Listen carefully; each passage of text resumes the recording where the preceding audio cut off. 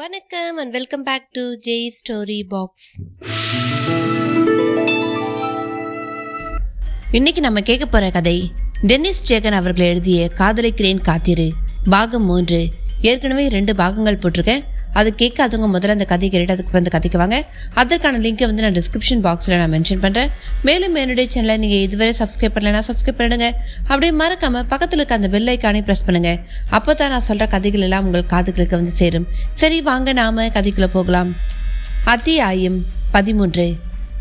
அதே நேரம் கட்டிலில் படுத்திருந்த சின்னம்மா கிழவி திடீரென்று முடித்து கொண்டாள். மெதுவாக எழும்பி உட்கார்ந்தாள். அவள் தலை நரம்பு தளர்ச்சி காரணமாக ஆடிக்கொண்டிருந்தது. மண்டைக்குள் ஏதோ மின்னல் வெட்டியது. அதைத் தொடர்ந்து ஆடிக்கொண்டிருந்த அவள் தலை ஸ்டெடியானது. புறையோடிய அவள் கண்கள் பளீரென்று மின்னியது. பிளாக் அண்ட் ஒயிட்டில் தெரிந்த காட்சிகள் கலருக்கு மாறின. வீட்டின் ஓரமாக பரிதாபமாக பார்த்து கொண்டிருந்த சேலையை பார்த்தாள். சுருட்டி வைக்கப்பட்டு காய்ந்து போயிருந்த சேலை இப்பொழுது பார்ப்பதற்கு புதிதாக தோன்றியது. கண்களை ஒருமுறை மூடி திறந்தாள். அவள் உதட்டோரும் விசித்திரமான புன்சிரிப்பு. வாசலை நோக்கி நடந்தாள். மதிய வெயிலில் ஊருக்கு வெளியே செல்லும் பாதியில் நடந்து சென்று கொண்டிருக்கும் சின்னம்மா கிழவியை பார்த்ததும் லட்சுமிக்கு மகா ஆச்சரியம். கட்டிலில் இருந்து எழும்பவே முடியாமல் இன்னைக்கோ நாளைக்கோன்னு இழுத்துட்டு இருந்த கிழவி எப்படி எழும்பினா? விருட்டு விருட்டுன்னு எங்க போயிட்டு இருக்கா? ஏய் கிழவி என்று லட்சுமி சத்தமாக கூப்பிட கிழவி காதில் வாங்காமல் ஊருக்கு வெளியே செல்லும் சாலையில் சென்று கொண்டிருந்தாள். 1-2 முறை கூப்பிட்டு பார்த்த லட்சுமி கிழவி பதில் சொல்லாமல் போய்க் கொண்டிருந்ததால் அவளை பின்தொடர ஆரம்பித்தாள். கிழவியின் நடத்தை புதிராக லட்சுமிக்கு தோன்றியது. அவர்களுக்கு நேர் எதிரே பேக்கை தூக்கி கொண்டு வேகமாக வந்து கொண்டிருந்த அரவாணி அக்காவை பார்த்தாள். இந்நேரம் இவள் எங்கே போய்விட்டு வருகிறாள்? அவளிடம் கேட்கலாமா என்று அவளை பார்த்தபடியே எதிர்பக்கமாக வந்தாள் லட்சுமி.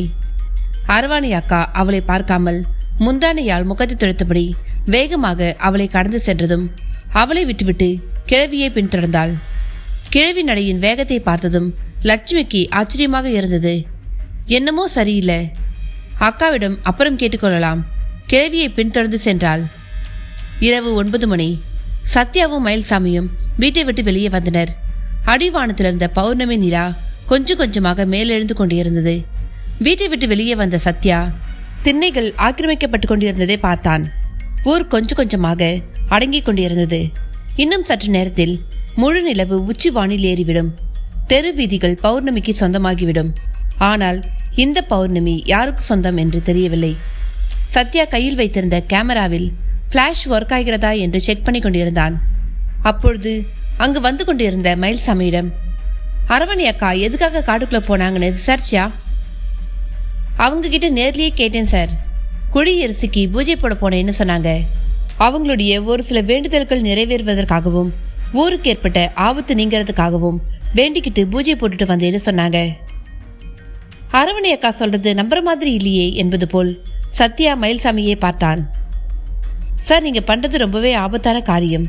தயவு செஞ்சு ஒரு தடவை யோசிங்க. வேலைக்கு ஒத்துக்கிட்டு வந்துட்டோம் மயில்சாமி.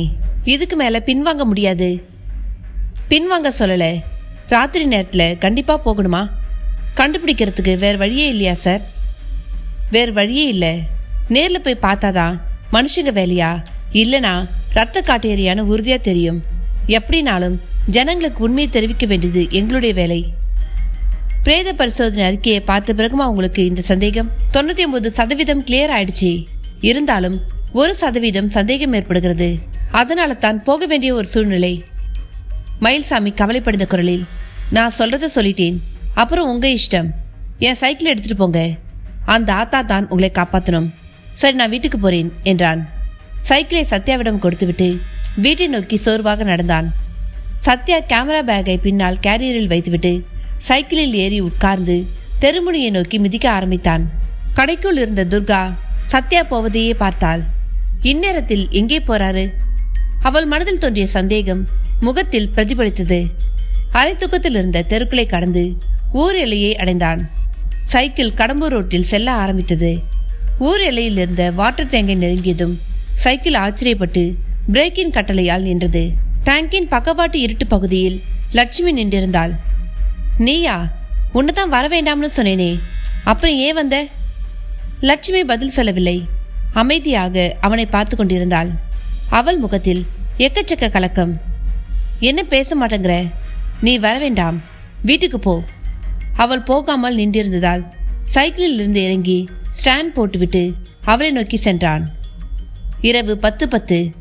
தாமரை குளத்துக்கு ஒட்டினார் போலிருந்த பிரசிடென்ட் தோப்புக்கு பின்னால் மரங்கள் அடர்ந்த பகுதியில் பௌர்ணமி நிலவின் வெளிச்சம் வழிந்து ஒழுகிக் கொண்டிருந்தது.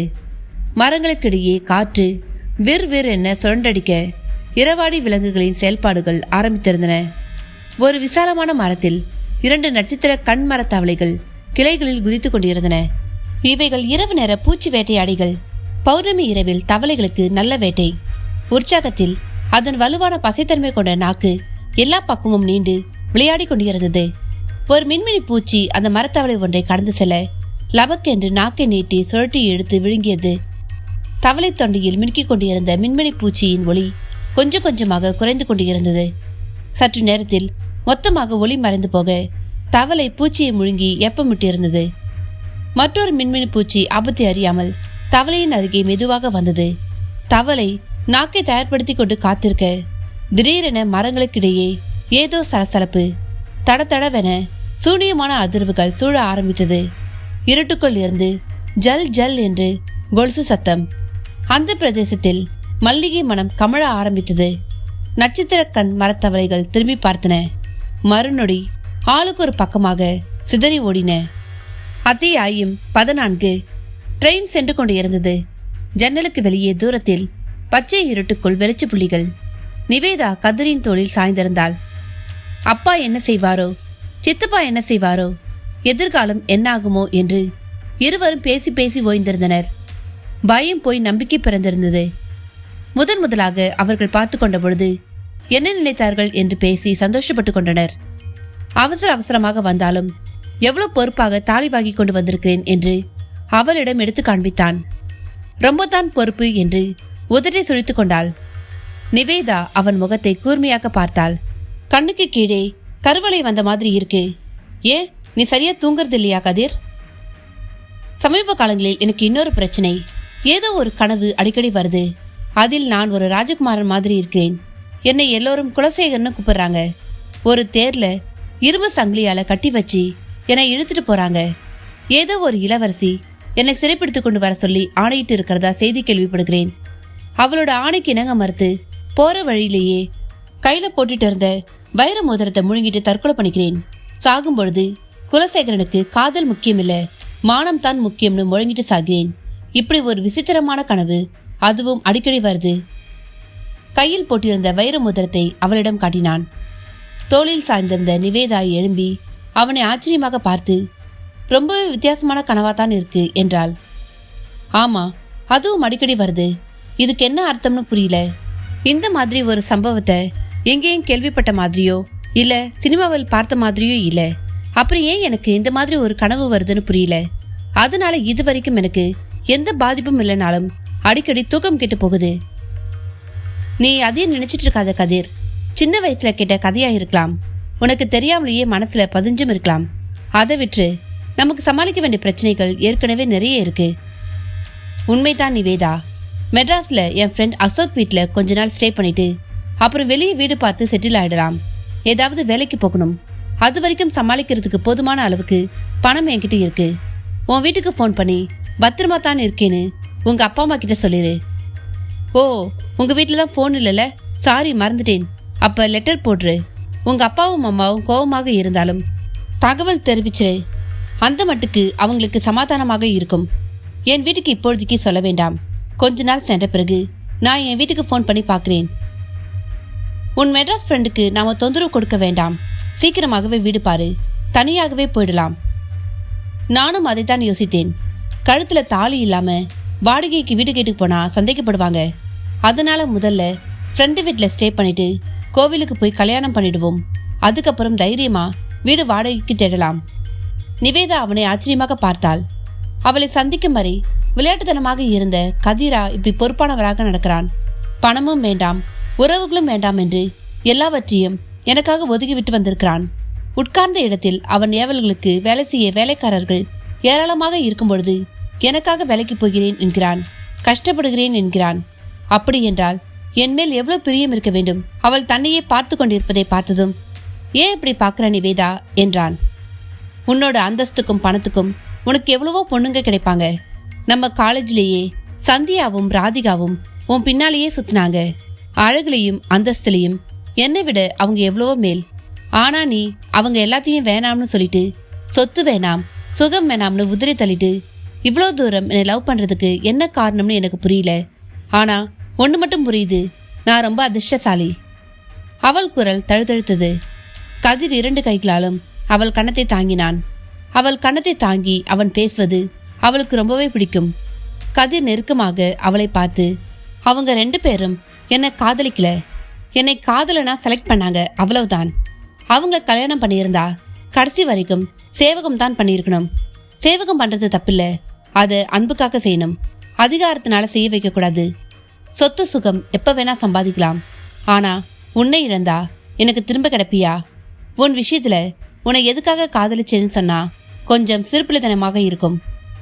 பரவாயில்ல சொல்லு கதிர். எனக்கு சரியா சொல்ல தெரியல, இருந்தாலும் நான் ஃபீல் பண்ணதை சொல்லிடுறேன்.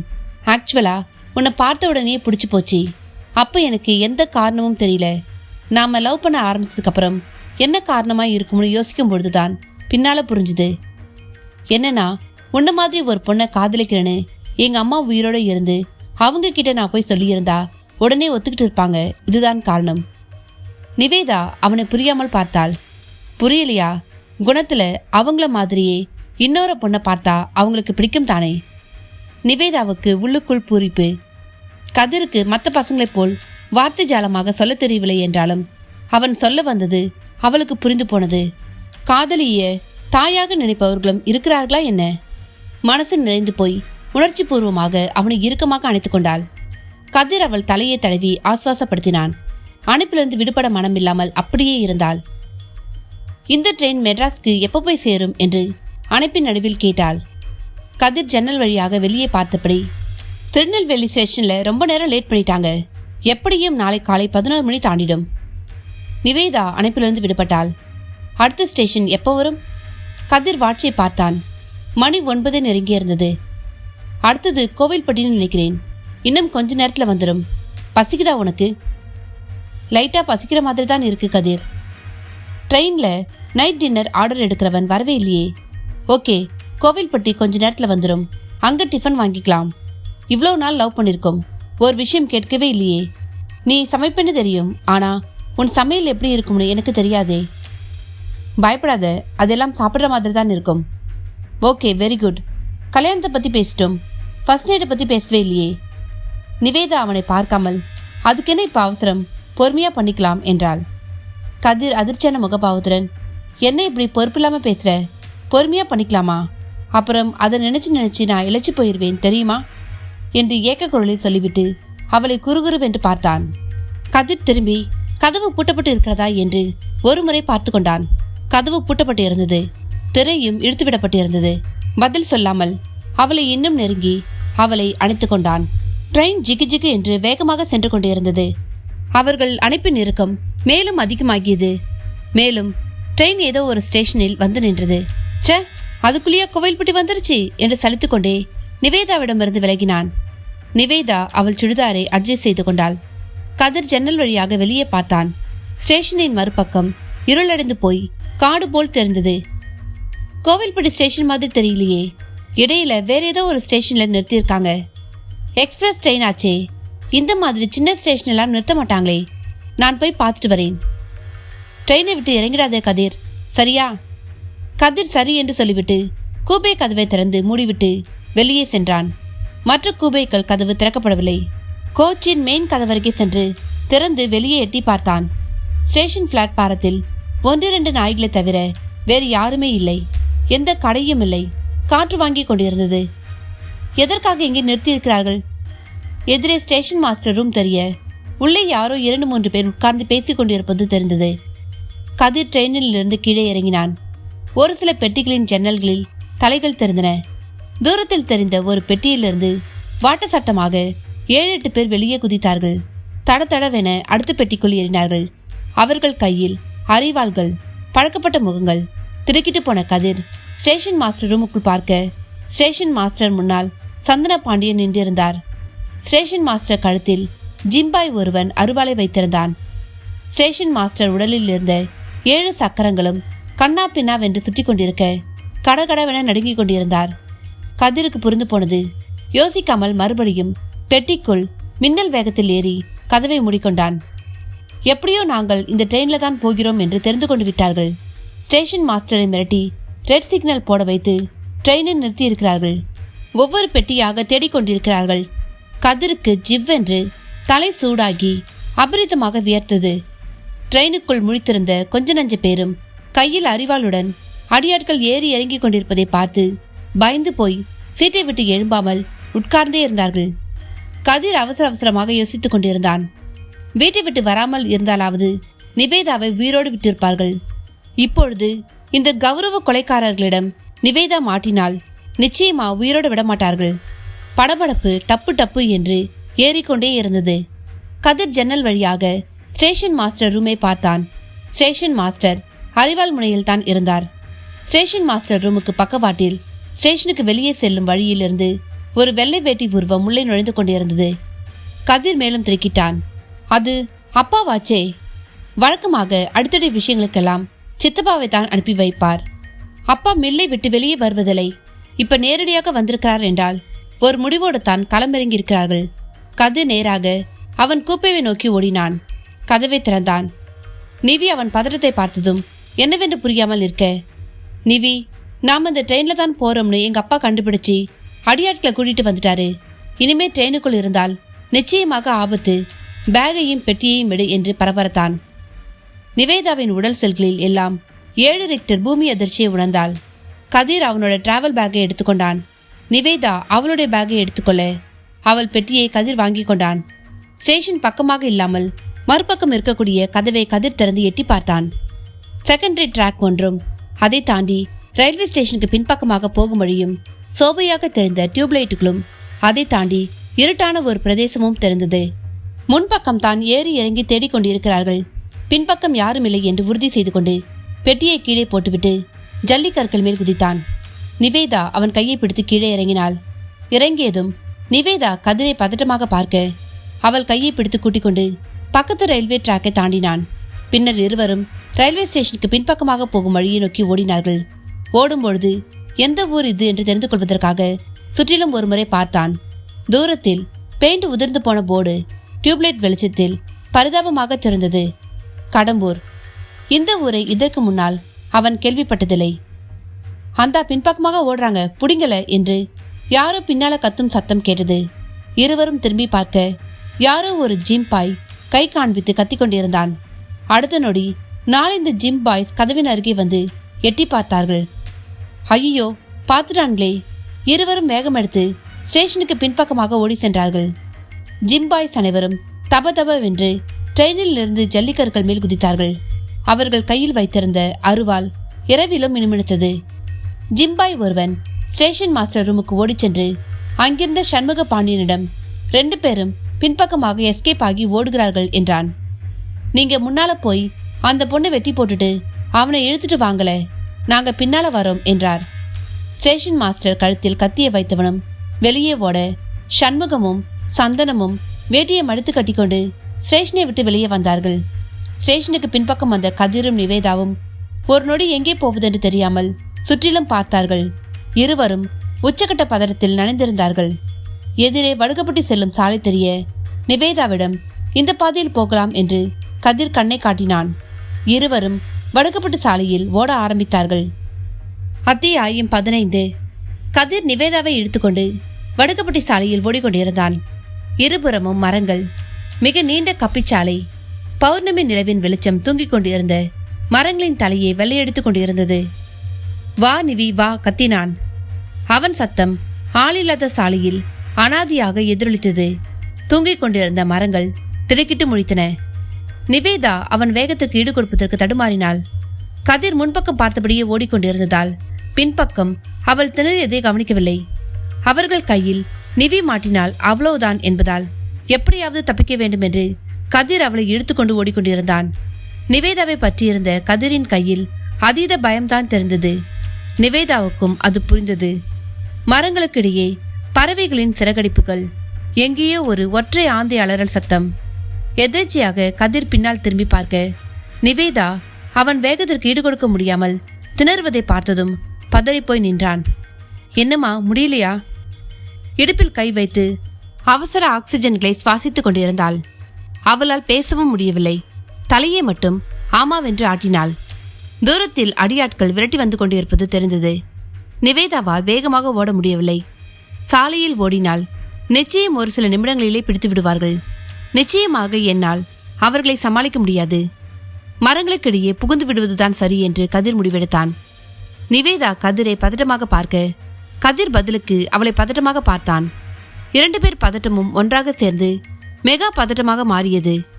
நிவேதாவுக்கு ஒரு சின்ன கீறல் விழுந்தாலும் அவனால் தாங்கவே முடியாது.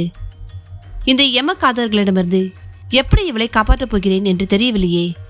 கதிர் நிவேதாவை இழுத்துக்கொண்டு பக்கவாட்டில் இருந்த மரங்களுக்கிடையே புகுந்தான். மரங்கள் அவர்களை விழுங்கிக் கொண்டது. தூரத்தில் வந்த ஜிம் பாய்ஸும் மரங்களுக்கிடையே அவர்கள் புகுவதை பார்த்து விட்டார்கள். அறிவாளை உயர்த்தி பிடித்துக்கொண்டு காட்டெருமைகள் போல் ஓடி வந்தனர். நிலா வெளிச்சம் கீற்றுகளாக மரங்களின் கிளைகளுக்கிடையே ஊடுருவி இருந்தது. கதிரும் நிவேதாவும் மரங்களின் இடைவெளிகளில் ஓடிக்கொண்டிருந்தனர். கீழே கிடந்த இலைகளையும் சருகுகளையும் அவர்கள் மிதித்தபடி ஓடியதால் சரக் சரக்கென அவைகள் எதிர்ப்பு குரல் எழுப்பின. 5 ஜிம் பாய்ஸும் கதிரும் நிவேதாவும் மரங்களுக்கிடையே நுழைந்த பகுதிக்கு வந்ததும் நின்றனர். அவர்கள் கையில் இருந்த அருவாள்கள் ரத்தம் பார்க்க தயாராக இருந்தது. அவர்களுக்கு பின்னால் சற்று தூரத்தில் இன்னொரு செட் ஜிம் பாய்ஸ் ஓடி வந்து கொண்டிருந்தனர். ஒன்னா போனோம்னா அவங்கள பிடிக்க முடியாது, ஆளுக்கு ஒரு பக்கமாக பிரிஞ்சு ஓடுங்களன்னு கருப்பு ரவி கத்தினான். முதல் செட்டில் வந்த கேட் ராஜேந்திரன், டான் தன்ராஜ், சின்னத்தம்பி மற்றும் பாஸ்கர் முரளி என 4 ஜிம் பாய்ஸும் ஆளுக்கு ஒரு பக்கமாக பிரிந்து காட்டுத்தனமாக மரங்களுக்கிடையே ஓடினார்கள். இவர்கள் பேருக்கு முன்னால் ஏன் இந்த அடைமொழி வந்ததுங்கிற காரணம் இப்பொழுது அவசியமில்லை. கருப்பு ரவி அதே இடத்தில் நின்று அடுத்த செட் வருவதற்காக காத்திருந்தான். அடர்த்தியான மரங்களுடன் ஆளுயர புதர்களும் செடிகளும் வழியில் குறுக்கிட கதிரும் நிவேதாவும் வளைந்து நெளிந்து ஓடினர். போகும் வழியில் ஒரு சிறிய பள்ளத்தை பார்த்தான். கதிர் சட்டென்று நின்றான். அவர்களுடைய பேகையும் பெட்டியையும் அந்த பள்ளத்தில் போட்டு கீழே கிடந்த கம்புகளையும் சரகுகளையும் பரபரவென அதன் மேல் எடுத்து போட்டு மறைத்தான். வேலை முடிந்ததும் கையை தட்டி மணலை உதறி கொண்டான். பின்னர் நிவேதாவை பார்த்து, நாம 2 பேரும் உயிரோடு இருந்தா அப்புறமா வந்து எடுத்துக்கலாம். நிவேதா கலங்கினாள். பாவம், கதிர் என்ன செய்ய முடியும்? அடித்தடி கொலைகளுக்காகவே தீனி போட்டு வளர்க்கப்பட்டவர்களை இவன் தனியாக எப்படி சமாளிக்க முடியும்? சுபாவத்திலேயே அவனுக்கு பூஞ்சை மனசு. ரோட்டில் அடிபட்டு கிடக்கும் தெருநாய் ரத்தத்தை கூட காண செய்யாதவன். நான் ஒன்று சொல்லவா கதிர்? சீக்கிரம் சொல் என்பதை போல் அவளை பார்த்தான். எனக்கெனவோ இந்த இடத்தை பார்த்தாலே ரொம்ப பயமா இருக்கு. இங்கே என்னமோ சரியில்லை. அவங்க கிட்ட இருந்து தப்பிக்கிறதுக்காக இங்க வேற ஏதாவது ஆபத்துல நம்ம மாட்டிக்க கூடாதுல?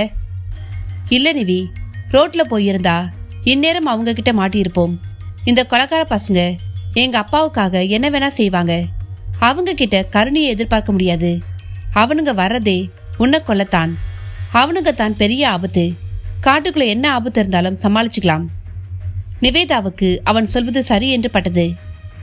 எப்படி உன்னை காப்பாற்ற போறேன்னு தெரியலையே என்று அழாத குறையாக புலம்பிக் கொண்டே அவள் பதிலை எதிர்பார்க்காமல் கையை பிடித்து இழுத்துக்கொண்டு ஓடினான்.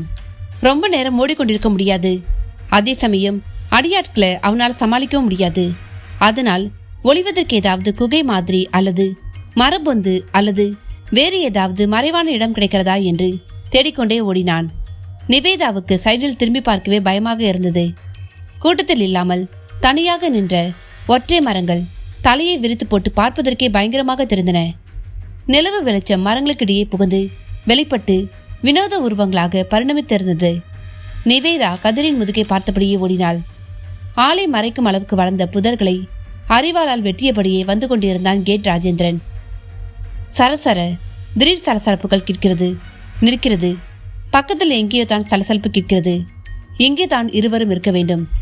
அவன் உதட்டில் விஷம சிரிப்பு. சத்தம் போடாமல் முன்னேறினான். அவனின் புடைப்பான மூக்குக்கு திடீரென்று ஏதோ வாசனை தட்டுப்பட்டது. அபரிதமான மல்லிகை மனம். என்ன இது? மல்லிகைப்பூ மனம்? காட்டு மல்லி செடிகள் பக்கத்தில் எங்கேயாவது இருக்கும் என நினைத்து கொண்டான். மல்லிகை மனத்தை சுவாசித்தவனுக்கு கேராக இருந்தது. வந்த வேலையை பார்ப்போம் என்று மனத்தை உதாசீனப்படுத்தி புதர்களை விலக்கிக் கொண்டு முன்னேறினான். முன்னேறியவன் பட்டென்று நின்றான். எதிரே தெரிந்த மரத்துக்கு பின்னால் இருந்து ஒரு உருவம் வெளிப்பட்டது. யாரது? கூர்ந்து கவனித்தவன் ஹை வோல்டேஜில் அதிர்ந்தான். சற்று உயரமான மணல் மேடு தெரிந்தது. மேட்டில் சிறு சிறு புதர்கள், மேட்டுக்கு பின்பக்கமாக பள்ளம், அதைத் தொடர்ந்து மரங்கள். ஹா ஹா என மூச்சிறைக்கும் சத்தம். யாரோ பரபரவென மறுபக்க பள்ளத்திலிருந்து மேட்டில் ஏறி வருகிறார்கள். ஹா ஹா. பள்ளத்திலிருந்து மேட்டில் ஏறியவர்கள் கதிரும் நிவேதாவும். மேட்டில் ஏறியதும் சற்று நேரம் நின்று அத்தியாவசிய மூச்சுகளை வாங்கி கொண்டார்கள். அவர்களுக்கு முன்னால் மரங்களை நடத்தி கொஞ்சம் குறைந்தது தெரிந்தது. அதனோடே மெலிந்த மண் சாலை ஒன்றும் தெரிந்தது. அவர்கள் ஓடி வந்த மெயின் ரோட்டை நோக்கி சேரும் மண் சாலை என்று கதிருக்கு புரிந்தது. ஆ என்று ஒரு அலறல் சத்தம் காட்டுக்குள் இருந்து வந்தது. கதிரும் நிவேதாவும் திடுக்கிட்டு போய் திரும்பி பார்த்தனர். அவர்கள் வந்த திசையிலிருந்து தான் அலறல் சத்தம் கேட்டது. ஆங்காங்கே வந்து கொண்டிருந்த மற்ற ஜிம் பாய்ஸ்க்கும் அந்த அலறல் சத்தம் கேட்டது. அனைவரும் சம்பித்து போயினர். யாருக்கு என்னாச்சுன்னு தெரியலையே. ஒவ்வொருவருக்கும் ஏதேதோ எண்ணங்கள். நிவேதா பதட்டமாக, என்ன சத்தம்? தெரியலையே நிவி. இதற்கிடையே நிலா வெளிச்சத்தில் மின்னிக் கொண்டிருந்த தாமரை குளத்தில் லேசான அதிர்வலைகள். குளத்தின் அருகே இருந்த அரச மரத்தின் ஒரு கிளையில் அமர்ந்திருந்த சத்யாவுக்கும் லட்சுமிக்கும் அந்த அலறல் கேட்டது. லக்ஷ்மி, யாரோ கத்துற மாதிரி இருந்துச்சுல? ஆமா சார் என்றால் பயத்தில் மிடறு விழுங்கியபடி.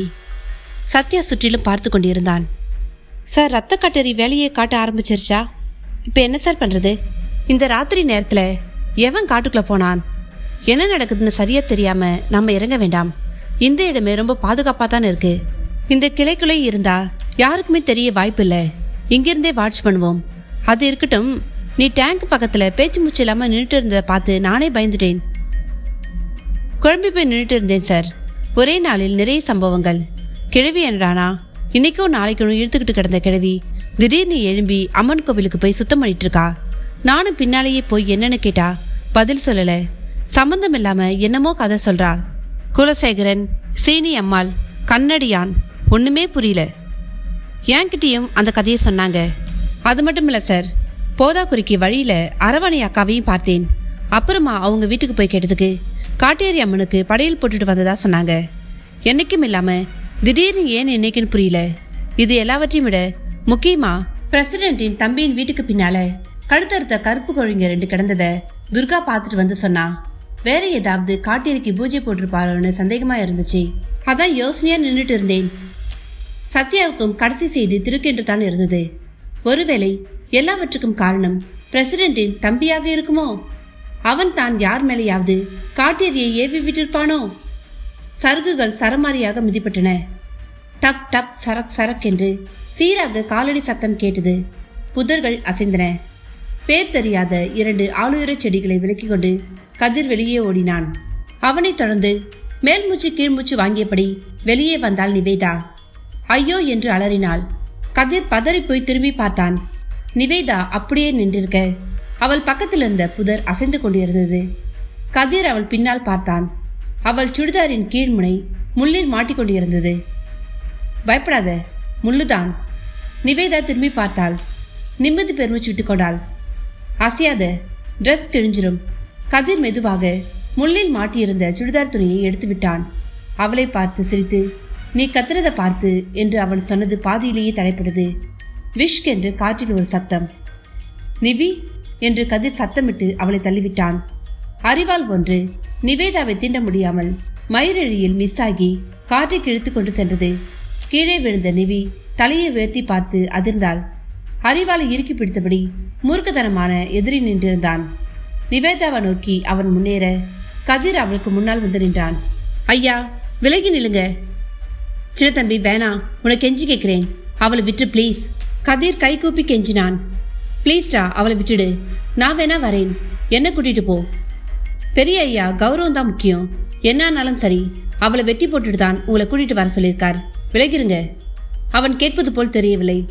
உள்ளுக்குள் கதிரின் அனைத்து செல்களும் அரட்ட ஆரம்பித்தன.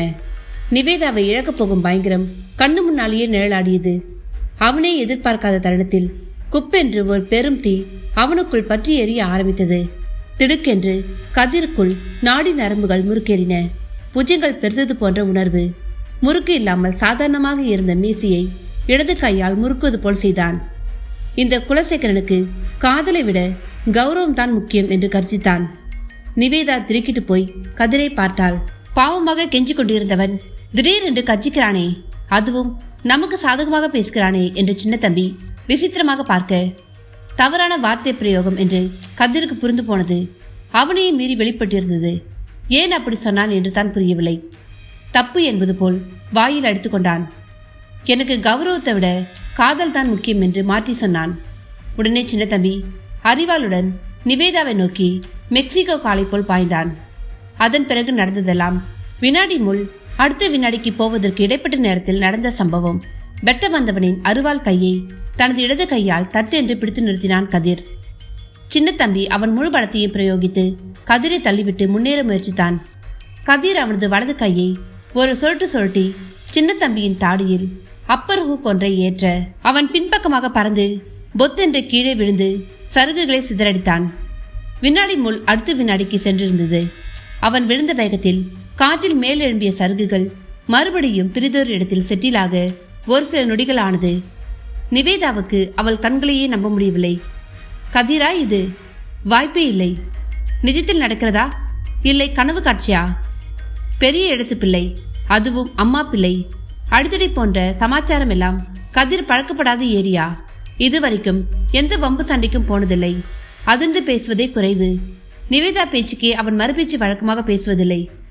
சின்ன தம்பி எழும்பி கதிரை நோக்கி ஆவேசமாக ஓடிவர கதிரும் அவனை நோக்கி ஓடினான். சின்ன தம்பி பட்டு பட்டென இரண்டு கைகளாலும் மாறி மாறி கதிரை தாக்க கதிர் அவனின் கைகளால் குத்துக்களை லாவகமாக தடுத்து கொண்டிருந்தான். குத்துக்களை இறக்கிக் கொண்டிருந்த சின்ன தம்பி கதிர் வேகமாக பின்பக்கம் சரிந்ததால் ஒரு மைக்ரோ நொடி இடைவெளி விட்டான். சரியாக அந்த சந்தர்ப்பத்தில் துள்ளி எழும்பிய கதிர் அவன் அடிவயிற்றில் லோவர் பஞ்ச் ஒன்றை இறக்கினான். சின்னத்தம்பி வயிற்றை பிடித்துக்கொண்டு கால்கள் தளர்ந்து போய் தரையில் உட்கார்ந்தான். அவன் வயிற்றுக்குள் இருந்த சமாச்சாரங்கள் கொழவென ஆகியிருக்கும். உட்கார்ந்தவன் அடுத்த நொடி தாக்குப்பிடிக்க முடியாமல் கீழே சரிந்தான். நிவேதா அதிர்ச்சியாக பார்த்து கொண்டிருந்தாள். கதிர் நிவேதாவை நோக்கி திரும்பினான். வா போகலாம் என்று கையை நீட்ட வாயெடுத்து போயிருந்த நிவேதா அவன் கையை பிடித்து எழும்பினாள். அவளை பிடித்த அவனின் கையில் நம்பிக்கை தெரிந்தது. நிவேதாவுக்கு உள்ளுக்குள் புது உற்சாகம். இருவரும் மண்சாலியை நோக்கி ஓட ஆரம்பித்தார்கள்.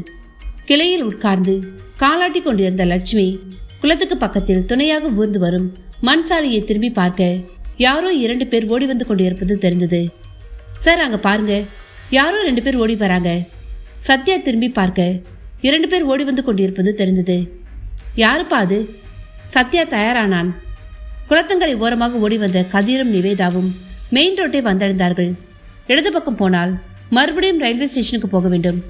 வலது பக்கம் வடுகப்பட்டி ஊருதான் இருக்க வேண்டும் என்று யூகித்த கதிர் நிவேதாவை பார்த்து வலது பக்கமாக போகலாம் என்றான். அவன் சொல்லிக் கொண்டிருந்த பொழுதே எங்கிருந்தோ 2 பேர் அறிவாளுடன் அவர்களை நோக்கி ஓடி வர சத்யாவும் லட்சுமியும் திரிக்கிட்டார்கள். யார் இந்த ஜோடி? யார் இந்த அறிவாள் பார்த்தீங்க? ஜிம் பாய்ஸ் நிவேதாவை வெட்ட முயற்சிக்க கதிர் அவர்களுடன் சண்டையிட்டுக் கொண்டிருந்தான். இது நம்ம சம்பந்தப்பட்ட பிரச்சனை இல்லை, வேறு ஏதோ சமாச்சாரம் என்று சத்யாவுக்கு புரிந்து போனது. மரத்திலிருந்து கீழே குதித்தான். அவர்களை நோக்கி ஓடினான். அத்தியாயம் 16. சத்யா ஓடிச் சென்று கதிருக்கு துணையாக அவனும் சண்டையில் ஈடுபட்டான். யாரா நீ? மரியாதையா போயிரு, இந்த பிரச்சனையில தலையிடாத. பின்னால ஆளுங்க வந்துட்டு இருக்காங்க, உன்னை பொழந்துருவாங்க. ஒரு நிமிடத்துக்கு பிறகு பாக்ஸர் முரளியும் டான் தன்ராஜும் சாலையில் விழுந்து புரண்டு கொண்டிருந்தார்கள். வழியில் முழக்கினார்கள். கண்களுக்குள் மின்னிய கூட்டல் பெருக்கல் வகுத்தல் குறியீடுகளை எண்ணினார்கள். கொஞ்சம் கொஞ்சமாக அடங்கினார்கள். கீழே கிடந்த 2 அருவாவையும் எடுத்து ஒன்றை கதிரிடம் கொடுத்தான் சத்யா. ரொம்ப தேங்க்ஸ் சார். சத்யா கைகளை உதறி கொண்டிருந்தான். பஞ்சுகளை மனம் போல் இறக்கியதால் முஷ்டி வலித்தது. யார் நீங்க? இந்த ஊருக்கு எதுக்காக வந்தீங்க? மரத்திலிருந்து இறங்கி லக்ஷ்மியும் அவர்களை நோக்கி வந்தாள். கதிர் சந்தேகமாக அவளை பார்க்க, பயப்படாதீங்க, அவங்க நம்ம ஆளுதான். நிவேதா கதிரின் தொலை பற்றி கொண்டு பயத்துடன் பார்த்து கொண்டிருக்க கதிர் அவர்கள் கதை சுருக்கத்தை சொன்னான். ஐயோ பாவம், இளஞ்சோடிகள். புதுசாக காதல் ஜோதியில் இணைந்திருந்த சத்யாவுக்கும் காதல் ஜோதி அணைந்து போயிருந்த லட்சுமிக்கும் உயிரை கையில் பிடித்து ஓடி வந்திருந்த கதிரையும் நிவேதாவையும் பார்க்கும்பொழுது பாவமாக இருந்தது. இன்னும் எவ்வளோ நாளைக்கு தான் ஜாதி மதம் மண்ணாங்கட்டின்னு பேசிட்டு ஆசைப்படுற உள்ளங்களை பிரிச்சு வச்சுட்டு இருப்பாங்க. இவனுங்களும் சந்தோஷமா இருக்கிறதுல அடுத்தவங்களையும் சந்தோஷமா இருக்க விடுறதுல. நீங்க மேஜர்னு நிரூபிக்கிறதுக்கு உங்க சர்டிபிகேட் ஏதாவது எடுத்துட்டு வந்தீங்களா? பர்த் சர்டிபிகேட் டிசி இருக்கு, அது போதும். அருகில் நின்றிருந்த லக்ஷ்மி இவர்களை பார்த்து, உங்க அப்பா கிட்ட இருந்து தப்பிக்கிறதுக்காக போயும் இந்த இடத்துக்கு, அதுவும் இந்த நேரத்துல நீங்க வரணும். இது ரத்த காட்டேரி நடமாடுற இடம். ஏற்கனவே நிறைய கொலைகள் நடந்திருக்கு. என்ன சொல்றதுனே தெரியல. ரத்த காட்டேரியா? கதிரும் நிவேதாவும் அதிர்ந்தார்கள். உண்மைதான். ஊருக்குள் உலவி கொண்டிருக்கும் ரத்த காட்டேரி கதை பௌர்ணமி கொலைகள். அவர்கள் 2 பேரும் எதற்காக இரவு குளத்தங்கரைக்கு வந்தார்கள் என்று சத்யா சுருக்கமாக சொன்னான். பதட்டமான நிவேதா, பேய் பிசாசு ரத்த காட்டேரியலாம் உண்மையிலேயே இருக்கா என்ன என்று கேட்டாள். இந்த ஊர்ல நடக்கிற சம்பவங்களை பார்க்கும் பொழுது உண்மைதானு தோணுது. போஸ்ட்மார்ட்டம் ரிப்போர்ட்டுகள் கூட அதைத்தான் சொல்லுது. இருந்தாலும் ஒரு சில சந்தேகங்களை போக்கிக் கொள்வதற்காகத்தான் நாங்க வந்தோம். சரி, இங்கிருந்து பேசிட்டு இருக்க நேரம்ல. இவங்களை தேடிட்டு மற்றவங்களும் வந்துருவாங்க, வாங்க கிளம்பலாம் என்று லட்சுமி சொல்ல சத்யா யோசித்தான். விசித்திரமான மல்லிகை மனம் அப்பொழுது அங்கு கமழ ஆரம்பித்தது. காதலர்கள் பிரச்சனையை யோசித்துக் கொண்டிருந்ததால் சத்யாவும் லட்சுமியும் அதை கவனிக்கல. நீங்க 2 பேரும் ஒன்று பண்ணுங்க. கொஞ்ச தூரம் போனீங்கன்னா ஒரு அம்மன் கோவில் வரும். தாலி வச்சிருக்கீங்களா? வச்சிருக்கேன். அப்போ நீங்க முதல்ல கோயில்ல போய் தாலியை கட்டுங்க. அதுக்கப்புறம் ஊருக்குள்ள போயிடலாம். என் வீடு இருக்கு. நம்ம ஊருக்குள்ள போனதுக்கப்புறம் அவங்க என்ன பண்றாங்கன்னு ஒரு கை பார்த்துருவோம். லட்சுமிக்கு அவள் காதல் தான் நிறைவேறவில்லை. பாவம், இந்த இளம் ஜோடிகளாவது சேர வேண்டுமே என்ற பதட்டம். லட்சுமி சொல்றது சரிதான். இவர்களை தனியா அனுப்ப வேண்டாம், நாமும் போகலாம். அனைவரும் ஊருக்குள் செல்லும் சாலையில் திரும்பி வேகமாக ஓடினார்கள். அவர்கள் நின்று பேசிக் கொண்டிருந்த இடத்தில் ரோட்டோரமாக இருந்த ஒரு மரத்தின் பக்கத்தில் இரத்த சிவப்பான 2 கண்கள் அவர்கள் போவதையே பார்த்து கொண்டிருந்தன. அதன் நாக்கு தவளையின் நாக்கு போல இரத்த பிசுபிசுப்புடன் வெளியே நீண்டு காற்றில் மிதந்து கொண்டிருந்தது. சாலையில் அடிவாங்கி கிடந்த 2 ஜிம் பாய்ஸை பார்த்ததும் கோரை பற்கள் நீள அதன் நாக்கு உற்சாகத்தில் தடுத்தது. காற்றில் மிதந்தபடி அவர்களை நெருங்கியது. பசித்தவன் பிரியாணியை பார்ப்பது போல் அவர்களை பார்த்து நாக்கை சுழட்டியது. திடீரென அது ரோட்டை திரும்பி பார்த்தது. நிலவின் உபயத்தால் கொஞ்ச தூரம் வரை ரோடு தெரிய, ஒரு குறிப்பிட்ட தூரத்திற்கு பிறகு ரோடு இருட்டுக்குள் சென்று மூழ்கியிருந்தது. திடீரென்று அதன் மூக்கு புடைத்தது. முசுமுசுவென வாசனை பிடிக்க இரத்த கண்கள் மேலும் இருந்தது. அடுத்த நொடி விஷ்கென்று நாக்கை உள்ளே எடுத்துக்கொண்டு மரங்களுக்கு மேலே பறந்தது. ஒரு சில நொடிகளுக்கு பிறகு இருட்டுக்குள் இருந்து தப தபவென்று ஓடி வந்த கருப்பு ரவி அடிவாங்கி விழுந்து கிடந்தவர்களிடம் வந்து நின்று குனிந்து பார்த்தான். டே, என்னடா ஆச்சு? எழும்புங்கடா. அவர்கள் எழும்பாமல் முழங்கிக் கொண்டிருந்தார்கள். அவர்கள் அடிவாங்கி விழுந்து கிடப்பது ஸ்பஷ்டமாய் தெரிய ஆத்திரத்தில் ஆக்ரோஷமாக கத்திக்கொண்டு அருவாவை காற்றில் 2 முறை விஷ் விஷ் என்று சுத்தினான். பின்னர் பின்பக்கம் ரோட்டை பார்த்து, அவங்க ஊருக்குள்ள தான் ஓடுறாங்க, நான் முதல்ல போறேன், பின்னால வாங்கல. பாஸ் சொன்னதை செய்யாம இங்கிருந்து போகவே கூடாது என்று காட்டுத்தனமாக கத்தினான். வடுகப்பட்டி சாலையில் ஓட ஆரம்பித்தான். பின்னால் வந்து கொண்டிருந்த மீதி 5 பேருக்கும் அவன் கத்தியது தெளிவாக கேட்டது. ரயில்வே ஸ்டேஷனில் 3 அம்பாசிடர் கார்கள் நிற்க, அதில் ஒரு அம்பாசிடர் காரில் சந்தனமும் சண்முகமும் கடுகடுப்பாக அமர்ந்திருந்தனர். நேரம் ஏற ஏற சண்முகத்தின் முகம் விகாரமாகி கொண்டிருந்தது. டேய், நாம இங்க உட்கார்ந்து இருக்கிறது பிரயோஜனம் இல்லை. அவங்கள பிடிக்காம கோட்டை விட்டுட்டாங்கன்னா என் மான மரியாதையெல்லாம் போயிடும். காரை எடு, போகலாம். அமைதியாக பேசினாலும் குரலில் எக்கச்சக்க ஆக்ரோஷம். சரின. காரை சந்தன பாண்டியன் ஓட்ட முன் சீட்டில் அவருக்கு பக்கத்தில் சண்முக பாண்டியன் இருந்தார். டேய், என்ன ஆனாலும் சரி, அந்த பொண்ணை விடக்கூடாது. கதிரையும் அவளோட போக விடக்கூடாது. விஷயம் வெளியே தெரிஞ்சா நம்ம ஜாதியில எவனும் என் பேச்சை கேட்க மாட்டான். சரின, கதிரை கூட்டிக்கிட்டு தான் கிளம்புவோம், கவலைப்படாதீங்க. கதிரை கூட்டிக்கிட்டு கிளம்புறது முக்கியம் இல்லை. வேற ஜாதியிலேருந்து ஒரு பொண்ணை சண்முக மகன் ஆசைப்பட்டான். சொல்லி பார்த்தாரு, கேட்கல. அதனால அந்த பொண்ணு தலையை சீவிட்டு பையனை இழுத்துட்டு வந்தாருன்னு ஊருக்குள்ள எல்லா பயலும் பேசணும். அப்பதான் நம்ம பயலுக ஜாதி விட்டு ஜாதி கல்யாணம் பண்ண மாட்டாங்க. வேற பயலுகளும் நம்ம பிள்ளைங்களை நெருங்க மாட்டாங்க. புரியுதா? புரிஞ்சுதானே? கார் ரயில்வே ஸ்டேஷன்ல இருந்து வடுகப்பட்டி செல்லும் சாலையில் நுழைந்தது. பிரம்மாண்டமான அரச மரத்தினடியில் மேற்கூரை இல்லாத அம்மனுக்கு புது சேலை உடுத்தப்பட்டு இருந்தது. வழக்கமாக குப்பையும் குளமுமாக கிடக்கும் கோவில் பகுதி இன்று ஓரளவுக்கு சுத்தப்படுத்தப்பட்டு இருந்தது. அரச மரமும் அதை சுற்றியிருந்த பகுதிகளையும் நிலா வெளிச்சம் முழுவதுமாக ஊடுருவ முடியவில்லை. ஆனால் மீதி வளாகத்தில் ஓரளவுக்கு வெளிச்சம் இருந்தது. கோவில் பகுதியில் இருந்த காற்று முழுவதும் மோட்டார் பம்பினால் உறிஞ்சப்பட்டு வேறு எங்கேயோ செலுத்தப்பட்டது போல் ஒரு பொட்டு காற்றில்லை. சுற்றிலும் இருந்த மரங்களின் இலைகள் உறைந்து உயிரற்று போயிருந்தன. அம்மன் சிலை முன்னால் கதிரும் நிவேதாவும் நின்றிருந்தார்கள். நிவேதாவின் கழுத்தில் புது தாலி பளபளத்தது. சத்யாவும் லட்சுமியும் கைத்தட்ட நிவேதாவும் கதிரும் ஆற தழுவி கொண்டார்கள். கதிர் வைத்திருந்த அருவாளை லட்சுமி வாங்கி வைத்திருந்தாள். நிவேதாவுக்கோ வடுகுப்பட்டியில் நுழைந்ததிலிருந்து என்னமோ சரியில்லை என்று தோன்றிக் கொண்டிருந்தது. 90களில் தாலி சென்டிமெண்ட் உச்சத்தில் இருந்த நேரம். தாயே, என் தாலிக்கு எந்த ஆபத்தும் இல்லாமல் காப்பாத்துமா என்று அம்மனிடம் கைகூப்பி மனமுருக வேண்டிக் கொண்டாள். அவளின் இஷ்ட தெய்வங்களிடமும் அதே கோரிக்கையை வைத்துக் கொண்டாள். கதிரின் திடீர் தைரியம் மற்றும் உதவிக்கு புதிதாக 2 பேர் வந்திருந்தாலும் நிவேதாவுக்கு கலக்கமாகத்தான் இருந்தது. தாலி ஏறிய சந்தோஷம், மரண பயம், இப்பொழுது புதிதாக தோன்றியிருக்கும் விசித்திர உணர்வு என்று உணர்வுகளின் கலவையாக நிவேதா இருந்தாள். இங்கே நின்றுட்டு இருக்க வேண்டாம், அப்புறம் உங்க மச்சானுங்க வந்துருவாங்க, ஊருக்குள்ள போய் நம்ம வீட்டுக்கு போயிடலாம் என்று லட்சுமி அவசரப்படுத்தினாள். நீ இவங்களை கூட்டிட்டு போ லட்சுமி, வரவங்களை போக்கு காட்டி நான் சமாளிக்க முடியுதான்னு பார்க்கிறேன் என்று சத்யா பதிலுக்கு கூற, லட்சுமி பதட்டமாக, சார், இவர் அப்பாவோட ஆட்கள் வந்தா ஓகே, ஆனா எது வந்தாலும் சரி சமாளிக்க வேண்டியதுதான். கிளம்புறீங்காச்சு, இனிமே வேறு வழி இல்லை, நீங்க கிளம்புங்க. கதிரும் நிவேதாவும் தயங்கி நிற்க, வாங்க போகலாம் என்று லட்சுமி அவர்களை அழைத்து கொண்டு முன்னால் நடக்க, இருவரும் அவள் பின்னே கிளம்பிய அடுத்த நொடி அபரிதமாக மல்லிகை மனம் கமழ ஆரம்பித்தது. காற்று லேசாக வேகமெடுத்து வீச ஆரம்பித்தது. சருகுகள் காற்றில் பறந்தன. அரச மரத்தின் கிளைகளில் கட்டி வைக்கப்பட்டிருந்த வேண்டுதல் துணி முடிச்சுகள் காற்றில் ஆடின. கிணிங் கிணிங் என்று மரத்தில் தொங்கிக் கொண்டிருந்த சிறிய மணிகள் சப்தமிட்டன. சத்யாவும் லட்சுமியும் ஒருவரை ஒருவர் அர்த்தத்துடன் பார்த்து கொண்டார்கள். கையில் வைத்திருந்த அருவாவை இறுக்கமாக பிடித்து கொண்டனர். மல்லிகை மனத்தை சுவாசித்தவர்களுக்கு என்னவோ கிறுகிறுவென்று இருந்தது. சத்யா கொலுசு சத்தத்தை எதிர்பார்த்தான். ஆனால் கொலுசு சத்தம் கேட்கவில்லை.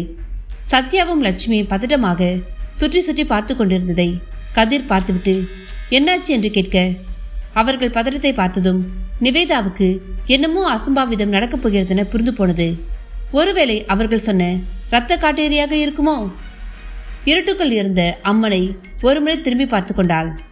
சுற்றிலும் பார்த்து கொண்டிருந்த சத்யாவும் லட்சுமியும் கோவிலுக்கு பின்பக்கம் மரங்கள் சூழ்ந்த ஒரே பகுதியை ஒரு சேர பார்த்தனர். அந்த பகுதியில்தான் காற்றின் அதிர்வுகள் அதிகமாக இருந்தது. தடதடவென அதிர்வுகள் அதிகமாகியது. அதிகமாகி வயலில் மோட்டார் ஓடுவது போல் திடீர் சத்தம். நிவேதாவும் கதிரும் அதிர்வு பகுதியை பார்த்தார்கள். சட சட சட என இருட்டுக்குள் இருந்து ஊடுருவிக் கொண்டு ஏதோ ஒன்று பறந்து வந்தது. நிவேதா பயந்து போய் கதிரின் கைகளை இறுக பற்றி கொண்டாள். கண்களை இருட்டுக்கு பழகி கொண்ட சத்யா கூர்ந்து பார்த்து கொண்டிருந்தான். பிளாஷ் தான் இருக்கிறதே, போட்டோ எடுக்கலாமா என்று யோசித்துக் கொண்டிருந்தான். முதலில் என்னவென்று உறுதிப்படுத்திக் கொள்வோம். என்னது அது? பறவையா? காட்டேரியா? இருட்டுக்குள்ளிருந்து வெளிப்பட்டு காற்றில் சுழண்டு நேராகி தரையில் லாவகமாக லேண்ட் ஆனது. அவர்கள் அனைவருக்கும் நேர் முன்னால் அது நின்றிருந்தது. பறவை இல்லை, ஏதோ ஒரு பெண். பாவாடை ஜாக்கெட் மட்டும் அணிந்திருந்தாள். அவளின் தலைமுடிகள் காற்றில் இஷ்டத்துக்கு பறந்து கொண்டிருக்க, முகத்தில் கோரமான வெடிப்புகள், இரத்த விலாறுகள். இதுதான் ஊர் மக்கள் இதுவரை பீதியுடன் பேசிக் கொண்டிருந்த கங்காலியா? வாயை மூடி இருந்ததால் கோரை பற்களை பார்க்க முடியவில்லை. கேமராவை எடுத்து போட்டோ எடுக்க முயன்ற சத்யா மனசுக்குள் மணிசத்தம் அடிக்க போட்டோ எடுக்காமல் காட்டியரின் முகத்தை கூர்ந்து பார்த்தான். சத்யா உடலின் அனைத்து செல்களிலும் 1000 வாட்ஸ் மின்சாரம் பாய்ந்தது போல் அதிர்ச்சி. 10வது மாடியிலிருந்து பொத்தென்று கீழே விழுந்தது போல் தூக்கி வாரி போட்டது.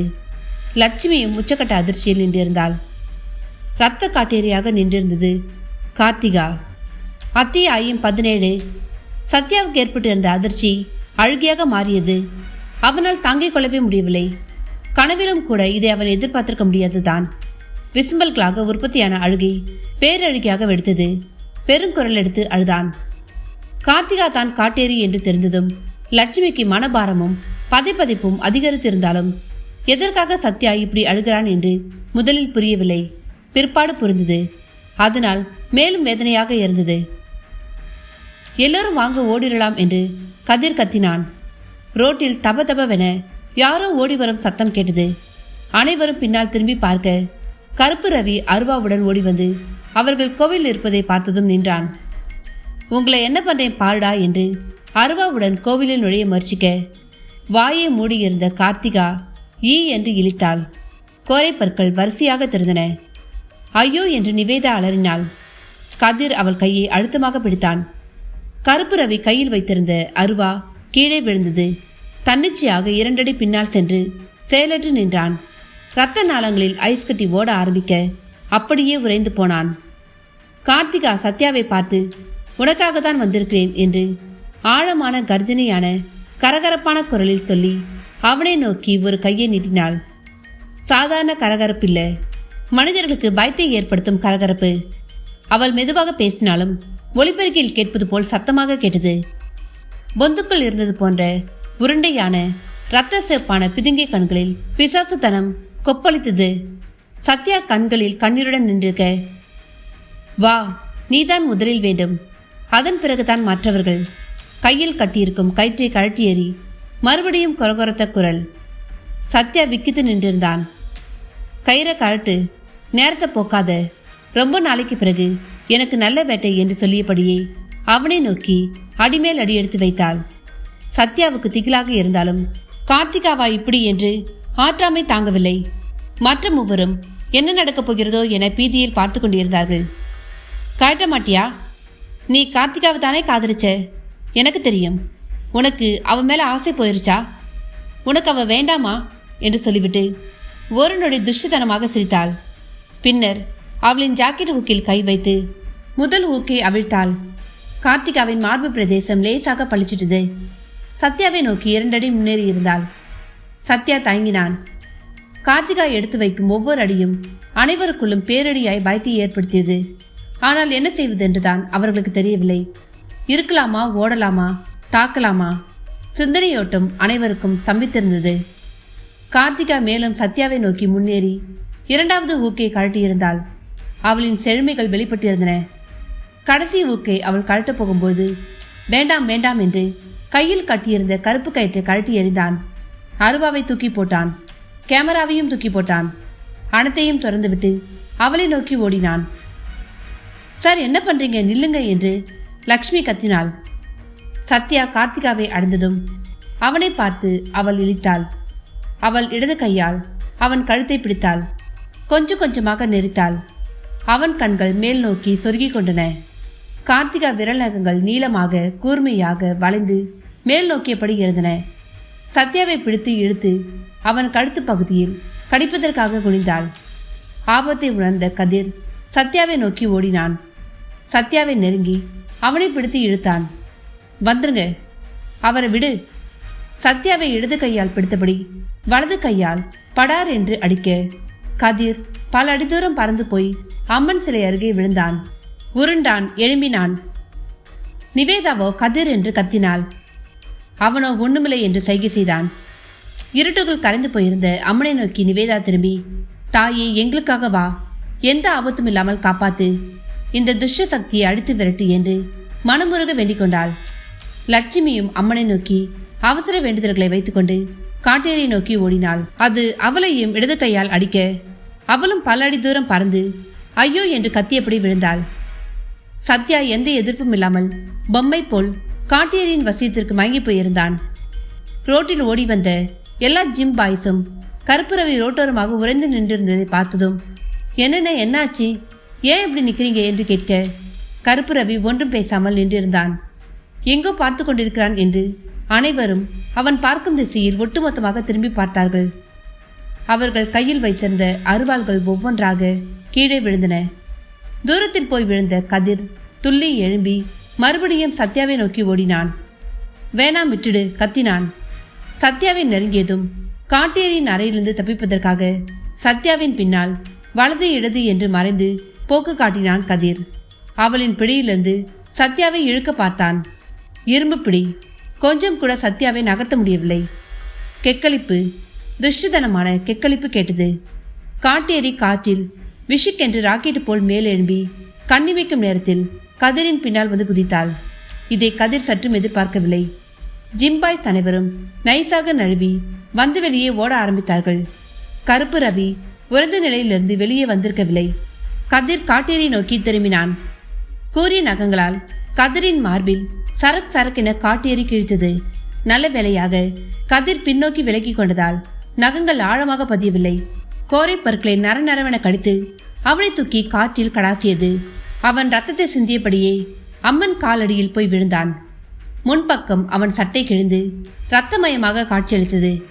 காட்டேரியின் பார்வை மறுபடியும் சத்யாவை நோக்கி திரும்பியது. அவனை நோக்கி சென்றாள். மறுநொடி தடதடவென பூமி அதிர்ந்து வந்தது போல் அந்த இடமே ஆடியது. இகழ்ச்சியான சிரிப்புடன் நின்றிருந்த காட்டேரியின் முகத்தில் சிரிப்பு காணாமல் போயிருந்தது. பிரம்மாண்டமான அரச மரமே ஆடியது போன்ற உணர்வு. கோவில் வளாகத்தை சுற்றியிருந்த பகுதிகளில் டியூப்லைட் வெட்டியதைப் போல் திடீர் வெளிச்சம் தோன்றி தோன்றி மறைந்தது. வெல்டிங் பண்ணும்பொழுது வரும் ஸ்பார்க்குகள் போல் அரச மரத்தடியில் திடீர் வெளிச்ச புள்ளிகள் பொட்டு பொட்டாக சிதறின. அனைவரும் என்ன இது என்று சுத்தி சுத்தி பார்த்து கொண்டிருக்க நிவேதா மட்டும் அம்மன் சிலையை திரும்பி பார்த்தாள். சிலையை காணவில்லை. சிலை இருந்த இடத்தில் வெளிச்ச புள்ளிகள் சிதறிக் கொண்டிருந்தன. முன்னால் விழுந்து கிடந்த கதிரிடம் மொழி சென்று எழுப்பிவிட்டாள். அவனை ஓரமாக கூட்டி சென்றாள். மேற்கொண்டு என்னமோ நடக்கப் போகிறது என்று அவளுக்கு புரிந்து போனது. கதிரின் மார்பில் இரத்த கோடுகளை பார்த்தாள். 3-4 கோடுகள் பதிந்திருந்தன. ரத்தம் அழிந்து கொண்டிருந்தது. ஐயோ என்று பதறி போன நிவேதா ஷாலை எடுத்து துடைத்து விட்டாள். மின்னல் வெட்டியது போல் தோன்ற அரச மரத்தை சுற்றி அசாத்தியமான வெளிச்சம். அனைவரும் திரும்பி பார்த்தனர். சத்யாவும் சுய நினைவுக்கு வந்திருந்தான். அம்மன் சிலை இருந்த இடத்தில் ஜெகஜோதியாக ஜொலித்தபடி ஒரு அழகான இளம்பெண் நின்றிருந்தாள். அவள் நெற்றியில் வெண்ணீற்று பட்டைகள், அதன் நடுவே ரத்தம் அழிந்து கொண்டிருந்தது. அவள் நிலவு முகத்தில் ஆங்காங்கே இரத்த சிதறல்கள். கதிரின் ரத்தம். பார்த்து கொண்டிருந்த அனைவரும் நிலை குலைந்து போனார்கள். என்ன ஒரு பேரழகி! மனோரஞ்சித மலர்களின் இதழ்களை கவிழ்த்து வைத்தது போன்ற இமை மூடிய விற்கயல் விழிகள் மின்னிக் கொண்டிருந்தன. ரோஜா மலர்களைப் போன்ற பவள நிற உதடுகள், பனிப்பொழுதில் உதிரும் பவளமல்லி மலர்களைப் போல அவள் உதடுகள் மென்மையை சிந்திக் கொண்டிருந்தன. வளையல்கள் குலுங்கும் பூங்கரங்கள், பிறை வடிவில் வளைந்திருந்த விரல் நகங்கள், மார்பில் பொன்மணி மாலைகள், இருக்குதோ இல்லையோ என்பது போன்ற இடை அழகு, செம்பஞ்சு குழம்பு தீட்டிய மென்மையான பாதங்கள், தந்தத்தின் நிறத்தில் பிரகாசித்தது அவள் மேனியின் மற்ற பாகங்கள். மொத்தத்தில் நளின கலைகளின் முழு உருவமாய் பிரகாசித்துக் கொண்டிருந்தது அவளின் சௌந்தரியம். இதுதான் சீனி முத்தம்மனா என்று லட்சுமி வாயை பிளந்தபடி பார்த்து கொண்டிருந்தாள். அம்மன் என்றால் தலையில் கிரீடமும் கையில் ஆயுதங்களுடனும் காட்சியளிப்பது தானே முறை. இங்கே என்னடாவென்றால் சுந்தர சொர்பமாய் காட்சி தருகிறாளே என்று அவள் யோசித்துக் கொண்டிருக்கும் பொழுதே லட்சுமி கடாட்சமா மின்னிக் கொண்டிருந்த சீனி முத்தம்மனின் முகம் துர்க்கே சொர்பமாக உக்கிரமாக மாறியது. எதிரில் நின்றிருந்த காட்டேரியை அவள் பார்த்து விட்டதுதான் காரணம். ஆழக்கால விஷத்தை உண்ட சிவனின் முகத்தைப் போல் அவளின் முகமும் உடலும் நீளம் பாரித்தது. வெஞ்சினத்தில் கண்கள் இரத்த சிவப்பாக மின்ன ஆரம்பித்தன.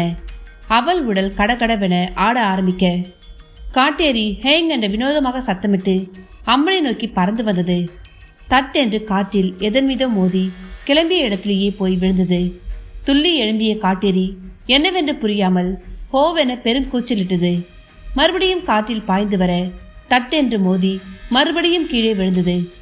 அம்மனை சுற்றி பாதுகாப்பு வளையம். காட்டேரியால் உட்புக முடியவில்லை.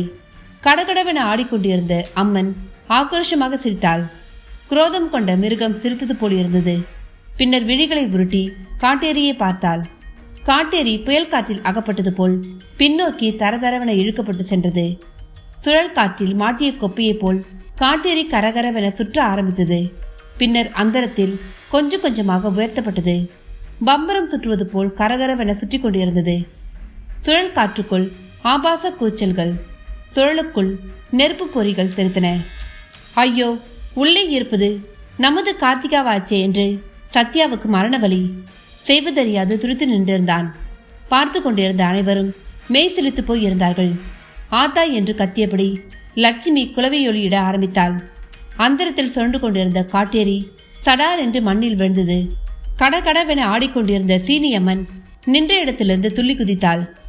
டங்கு டங்கு என்று நடந்து சென்று குத்தி வைக்கப்பட்டிருந்த சூலம் ஒன்றை உருவி காற்றில் கரகரவென சொட்டினாள். சூலத்தை கையில் ஏந்தியபடி காட்டேரியை நோக்கி நடந்தாள்.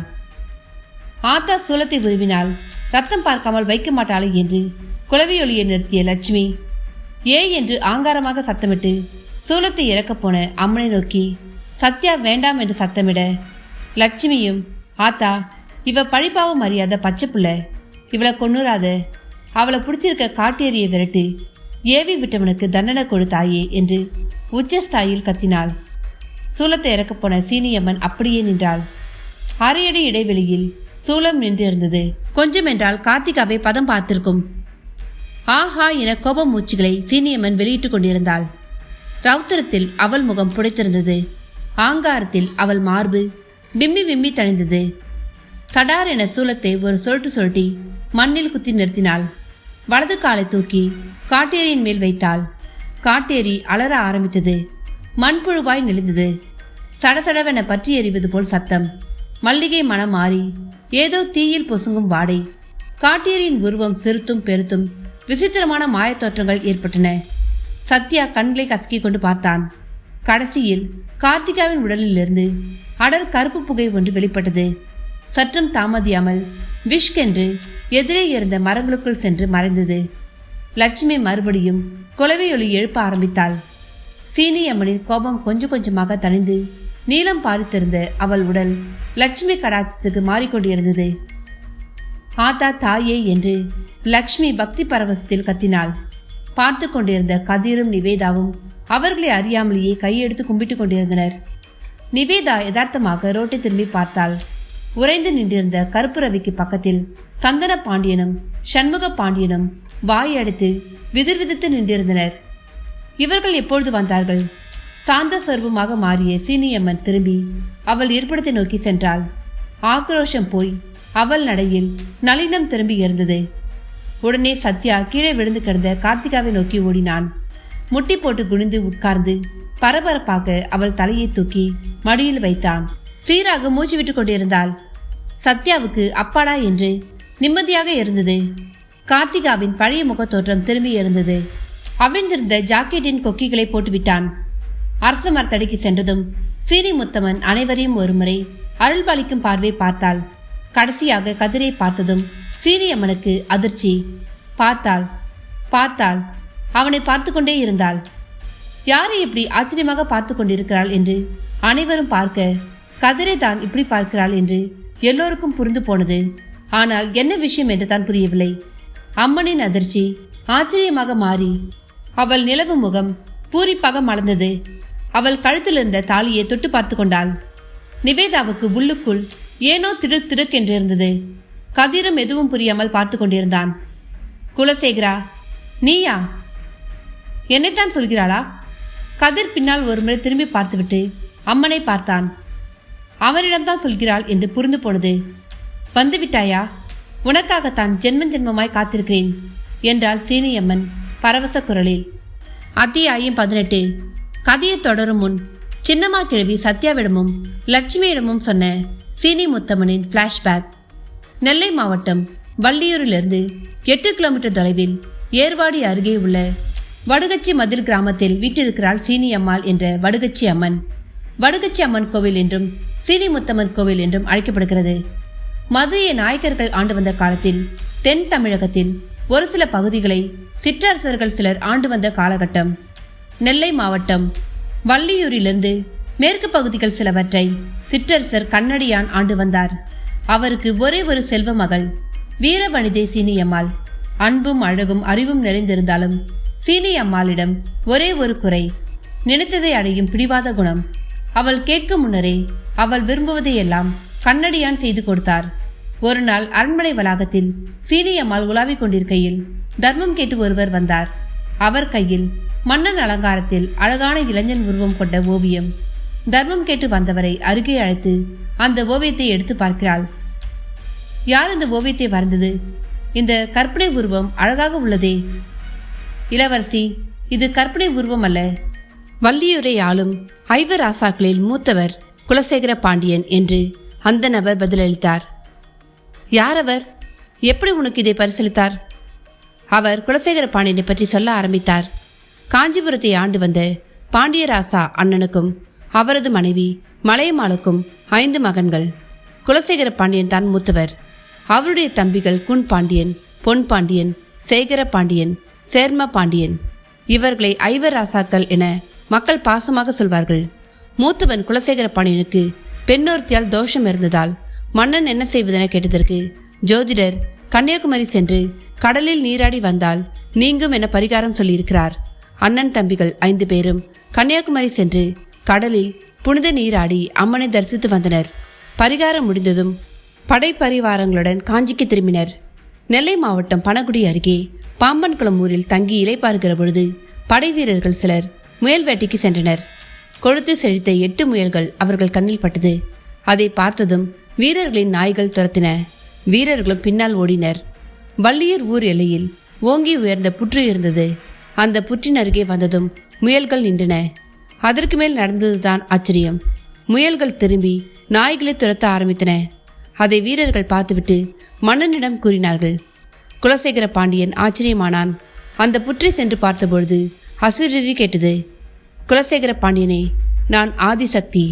பிரபஞ்சம் தோன்றியது முதல் இங்கே தான் உள்ளேன். என்னை நீ கண்டுபிடிப்பது 4வது யுகத்தில். எனக்கு இந்த இடத்தில் கோவில் கட்டி என்னை வணங்கி வா. நீயும் இப்பகுதியிலேயே கோட்டை கட்டி ஆட்சி செய். அம்பாள் வாக்குப்படி குலசேகர பாண்டியன் கோவிலை கட்டினான். அம்பாளுக்கு 3 யுகம் கண்ட அம்மன் என்று பெயரிட்டு பூஜிக்க ஆரம்பித்தனர். ஐவராசாக்கள் அவ்விடம் கோட்டை கட்டி ஆட்சி செய்கின்றனர். குலசேகர பாண்டியனின் கொடைத்திறனை பாராட்டி ஓவியர் ஒருவர் மன்னனின் உருவத்தை தைல ஓவியமாக வரைந்து ஏற்கனவே பரிசீலித்திருந்தார்.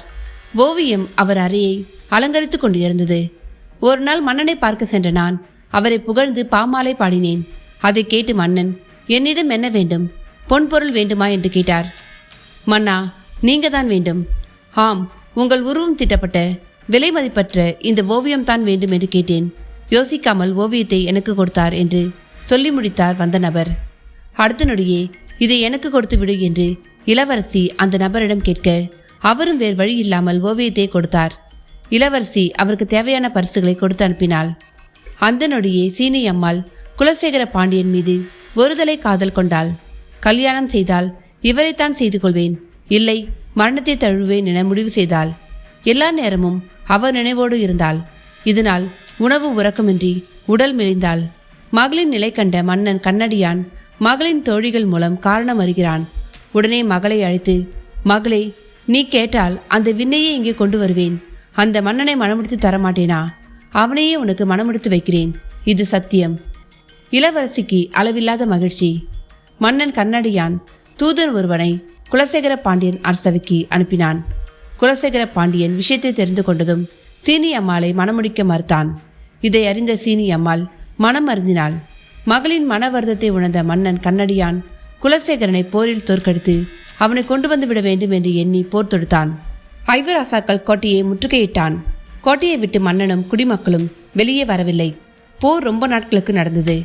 எப்படி பாண்டியனை வெளியே வரவைப்பது என்று கண்ணடியான் யோசித்துக் கொண்டே தனது அரண்மனைக்கு குதிரையில் தனித்து சென்று கொண்டிருந்தான். போதுமான அளவுக்கு குடிநீர் எப்படி கோட்டைக்குள் இருக்கிறது? எப்படி உணவு கிடைக்கிறது? எப்படி இவ்வளவு நாள் தாக்கு பிடிக்கிறார்கள்? வள்ளியூர் பெரிய குளத்து வடகரையோரமுள்ள கள்ளமடை அருகே கண்ணடியான் வரும்பொழுது மடை அருகே நின்றபடி மோர் விற்கும் இடைக்குல பெண் ஒருத்தி அழுது கொண்டிருந்தாள். வேகமாக குதிரையில் வந்த கண்ணடியான் சட்டென குதிரையை நிறுத்தி அழுத பெண்ணை அழைத்து காரணம் கேட்டான்.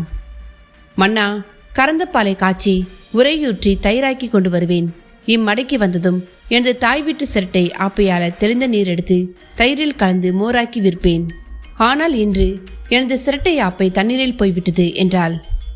சரி, வேற ஆப்பையை வாங்கிக்கோ என்றான் மன்னன்.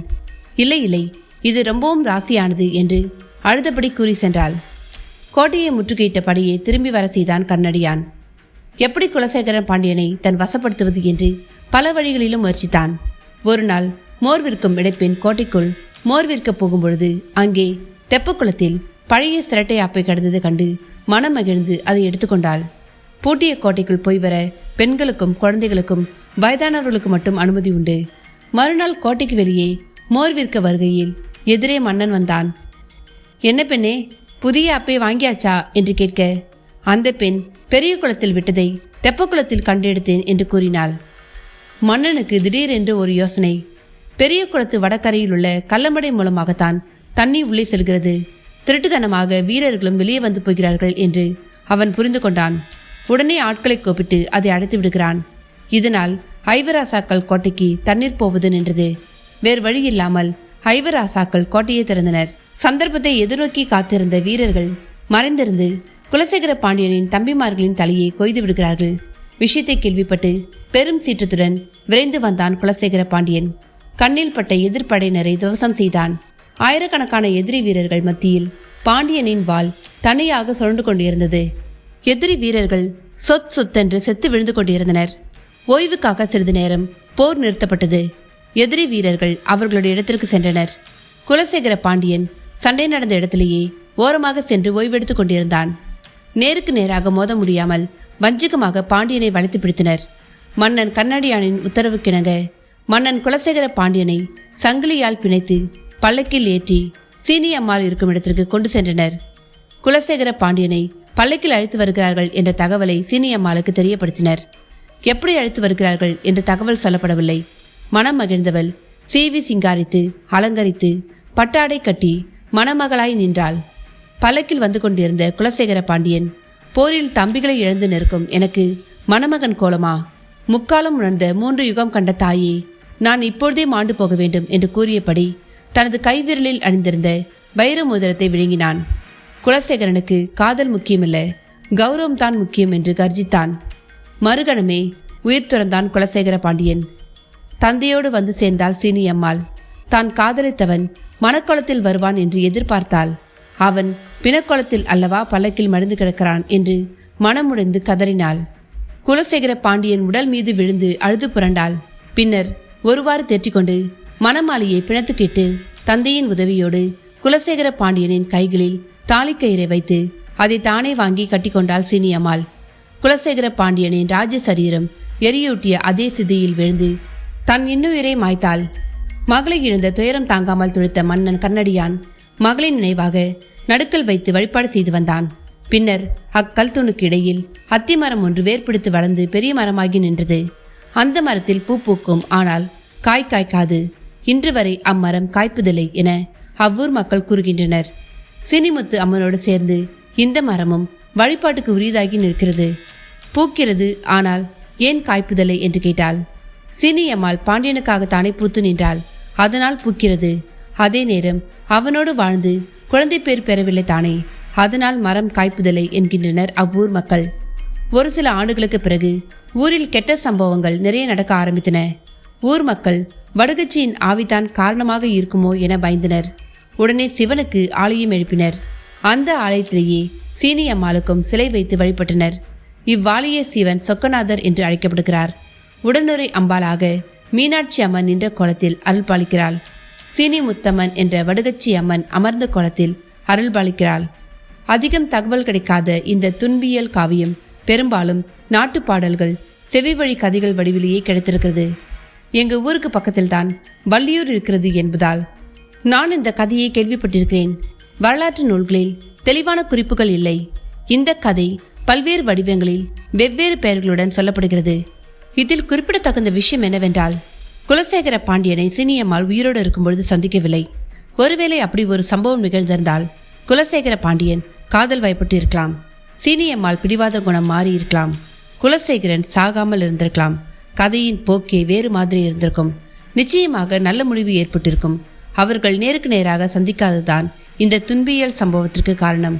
பாண்டியனின் வீரமும் இளவரசியின் காதலும் சேர முடியாமல் போனாலும் இன்றளவும் வள்ளியூர் நாங்குநேரி பிரதேச மக்களின் மனங்களில் இணைந்து வாழ்ந்து கொண்டுதான் இருக்கிறார்கள்.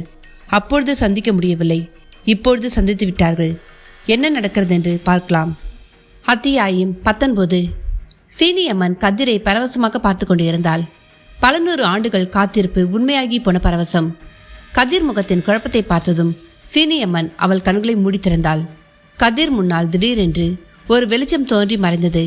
முதலில் புரியாமல் பார்த்து கொண்டிருந்த கதிரின் கண்களுக்குள் முன்ஜென்ம காட்சிகள் ஒவ்வொன்றாக பிளாஷ் ஆகின. தெளிவற்ற காட்சிகள் புரிய ஆரம்பித்ததும் அதிர்ச்சி, ஆச்சரியம், ஆர்வம், அபத்தம், அச்சம் என பல்வேறு உணர்வுகளை அவன் முகம் வெளிப்படுத்தியது. அவன் டிஎன்ஏவில் பதிந்திருந்த சீனியம்மாள் பற்றிய செய்திகள் அனைத்தும் டீகோட் செய்யப்பட்டு கொண்டிருந்தன.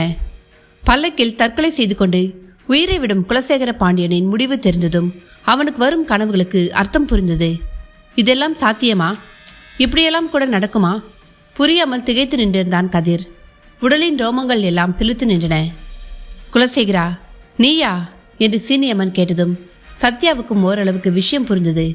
லட்சுமிக்கு ஏதோ புரிவது போல் இருந்தது. நிவேதாவுக்கு இம்மிய அளவுக்கு கூட புரியவில்லை. நடுங்கிக் கொண்டிருந்தாள்.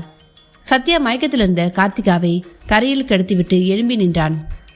என்ன நடக்கிறது இங்கே? அவசர கதியில் யோசித்துக் கொண்டிருந்தான். பாழடைந்து கிடந்த கோவிலை கிழவி திடீரென்று இன்றைக்கு சுத்தப்படுத்தி வைத்தது. கோவிலை கட்டவிடாமல் கொலைகள் செய்து கொண்டிருந்தது இரத்த காட்டேரிதானா என்று உறுதி செய்து கொள்ள நான் இன்று இரவு காட்டுக்கு வந்தது. எங்கேயோ இருந்த கதிரும் நிவேதாவும் கடம்பூருக்கு சரியாக இன்றைக்கு வந்தது. சீனியம்மன் இரத்த காட்டேரிக்கு ஒரு முடிவு கட்டியது. சீனியம்மனின் பேக் ஸ்டோரி எல்லாவற்றையும் கலந்து கட்டி பார்க்கும் பொழுது ஒன்றுக்கொன்று சம்பந்தம் இருப்பதாகத்தான் சத்யாவுக்கு தோன்றியது. நடந்து கொண்டிருக்கும் சம்பவங்களை பார்த்து கொண்டிருந்த சந்தனத்துக்கும் சண்முகத்துக்கும் பேஸ்மெண்ட் ரொம்பவே வீக் ஆகி கால்கள் ஆடிக்கொண்டிருந்தன. என்ன செய்வதென்று தெரியாமல் முழித்து கொண்டிருந்தனர். இங்கே நிற்கலாமா இல்ல திரும்பி போய் விடலாமா? சண்முகத்துக்கு கொஞ்சோண்டு பெத்த பாசம் இருந்ததால் கதிர் நிலைமை என்னாகுமோ என்று பயந்து நின்று கொண்டிருந்தார். சந்தனம் எந்த நேரமும் தப்பித்து ஓட தயாராக இருந்தார். சீனியம்மன் கதிரை பார்த்து அதிகார துணியில், என்ன பார்த்து கொண்டிருக்கிறீர்கள்? நான் தான் உங்களுடைய சீனியம்மாள், என்னிடம் வாருங்கள் என்றாள். அவள் குரல் அமானுஷ்யமாக கோவில் வளாகத்தில் அங்கு நின்றவர்களின் காதுகளில் சுற்றிலும் இருந்த மரங்களிலும் எதிரொலித்தது. கதிருக்கு பின்னால் நின்றிருந்த நிவேதாவுக்கு என்ன நடக்கிறது என்று புரியாவிட்டாலும் கதிரை எதற்காகவோ கூப்பிடுகிறாள். அவனை பார்த்து அளவுக்கு அதிகமாக பரவசம் அடைகிறாள். நம்மிடமிருந்து பிரித்து விடுவாள், ஆபத்து என்றளவுக்கு புரிய ஆரம்பித்தது. ரோட்டில் போகும் யாரோ ஒரு பெண் திடீரென்று கணவன்மார்களிடம் பேசினாலே மனைவிகளுக்கு சந்தேகமும் கடுப்பும் வரும். நிவேதா மனசுக்குள் உன்னிப்பூச்சி ஊற ஆரம்பித்தது. ஒருவேளை கதிர் சொன்ன கனவுக்கும் இன்று அம்மன் பேசுவதற்கும் ஏதாவது சம்பந்தம் இருக்கிறதா? என் தாலியை காப்பாற்று என்று இவளிடம் தானே வேண்டினோம். இவளை என் தாலிக்கு வெட்டு வைத்து விடுவாள் போலிருக்கிறதே. மனசுக்குள் அழகம்மையை நினைத்துக்கொண்டாள். மன உறுதியையும் தைரியத்தையும் கொடுமா தாயே. கதிரின் பின்னால் நின்றிருந்த நிவேதா முன்னால் ஒரு எட்டு வைத்து கதிரின் முகத்தை திரும்பி பார்த்தாள். அவன் முகத்தில் எக்கச்சக்க குழப்பம். என்ன சொல்வது என்ன செய்வதென்று புரியாமல் யோசித்துக் கொண்டிருந்தான். 2 வெவ்வேறு வகையான எண்ணங்கள் தோன்றின, மறைந்தன. 2 வெவ்வேறு வகையான குரல்கள் கேட்டன. அவன் 2 நபர்களாக உணர்ந்தான். எது உண்மையானது? குழம்பிய நிலையிலிருந்த கதிரை பார்த்த சீனியம்மன், என்ன யோசித்துக் கொண்டிருக்கிறீர்கள்? நான் தான் கூப்பிடுகிறேன் இல்லையா? என்னோடு வாருங்கள், நாம் போகலாம். இனிமேல் நடுங்கிக் கொண்டிருந்தால் கதிரை மறந்துவிட வேண்டியதுதான். தாயே, எனக்கு வேறு வழி இல்லை, என்னை மன்னித்துவிடு என்று ஒரு முடிவெடுத்த நிவேதா கதிருக்கு முன்னால் வந்து நின்றபடி அவனை மறைத்து கொண்டாள். ஏன் என்னுடைய குலசேகரனை வரவிடாமல் தடுக்கிறாய்? வழியை விடு என்று அழுத்தமாக கேட்க அவள் குரல் மறுபடியும் கோவில் வளாகம், உள்ளே நின்றிருந்தவர்கள், சுத்திலும் இருந்த மரங்கள் என ஒரு ரவுண்டு வந்தது. இவர் உன்னுடைய குலசேகரன் இல்லை, என்னுடைய கதிர், அதனால் நான் விடமாட்டேன் என்றாள் தீர்க்கமான குரலில். அவளின் உறுதி சீனியம்மனுக்கு திகைப்பை ஏற்படுத்தியது. என்ன தைரியம் உனக்கு? என்னையே எதிர்த்து பேசுகிறாயா? ஆனாலும் நீ நல்லவள், அதனால தான் பொறுமையாக பேசுகிறேன். இதோ பார், உன் கதிருக்குள் தான் என் குலசேகரன் இருக்கிறான். அதனால் நான் கூப்பிட்டு போகிறேன், என்னோடு வரவிடு, தடுக்காதே. நிவேதா கண்களில் குபுக்கென்று கண்ணீர். ஒட்டுமொத்த உலகமும் அவளுக்கு எதிராக நிற்பது போல் உணர்ந்தாள். காதல் கைகூட வேண்டுமென கடவுளிடம் வேண்டுவோம். கடவுளே அவள் காதலுக்கு எதிராக இருந்தால் அவளால் என்ன செய்ய முடியும்? கழுத்தில் கட்டியிருந்த தாலியை எடுத்து நீட்டியபடி, இது என் கதிர் கட்டிய தாலி, இதுக்கு ஒரு பதில் சொல்லிட்டு நீ கூட்டிட்டு போ என்றாள். பதிலுக்கு சீனியம்மன் அவள் கழுத்தில் இருந்த தாலியை எடுத்து நீட்டி, உன் கழுத்தில் இருக்கும் தாலியை விட இது பல நூற்றாண்டுகளுக்கு முந்தியது. குலசேகரன் எனக்கு கட்டிய தாலி, நான் தான் மூத்தவள், இதற்கென்ன பதில் சொல்கிறாய்? வீண் பேச்சு எதற்கு? இழப்பீட்டிற்காக உனக்கு ஒரு வரம் தருகிறேன். குலசேகரனை தவிர, அதாவது கதிரை தவிர எதை வேண்டுமானாலும் கேள், உனக்கு தருகிறேன். நிவேதா ஒரு நொடி யோசித்தாள். கதிரை தவிர கேட்பதென்றால் வேறு என்ன கேட்பது? வேண்டாம் என்றால் விட்டுவிடு என்று சீனியம்மன் கூறினாள். நிவேதா சத்தமாக, என் அம்மாவின் ஆஸ்துமா குணமாக வேண்டும். அவள் கோரிக்கையில் குலசேகரன் பேர் வராததால் யோசிக்காமல் சீனியம்மன் அவளை ஆசிர்வதித்து அப்படியே ஆகட்டும் என்றாள். ஆனாலும் கதிரை போக விடாமல் அவனை மறைத்து கொண்டு இந்த முறை 2 கையையும் நீட்டி தடுக்கும் போசில் நின்றிருந்தாள். இப்பொழுது என்ன வேண்டும்? அதுதான் நீ கேட்டதை தந்துவிட்டனே, வழியை விடு, என்னை ரொம்பவும் சோதிக்காதே. கதிரை தவிர என் மனசுல நான் வேற யாரையும் நினைச்சு கூட பார்த்ததில்ல. அடுத்த புருஷனை பறிக்கணும்னு நினைக்கிறியே, நீ பண்றது நியாயமா? தப்பு, பெரிய தப்பு. நீ அவனை கூட்டிட்டு போயிட்டா நான் என்ன பண்ணுவேன்? அதுக்கு ஒரு பதில சொல்லு.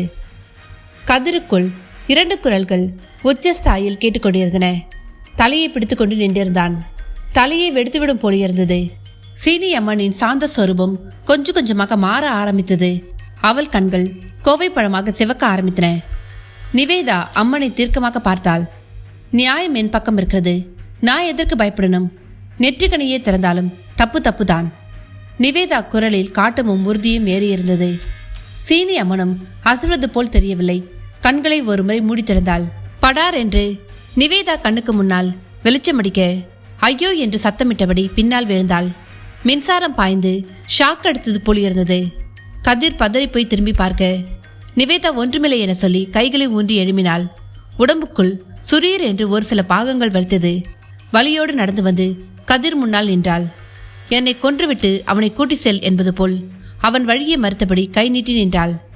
சத்யா என்னாகுமோ என்று பதறத்தோடு பார்த்து கொண்டிருந்தான். இரத்த காட்டீரையே புகையாக்கி பறக்கவிட்டு விளக்கு நிவேதாவை சாம்பலாக்குவது சாதாரண காரியமா என்ன?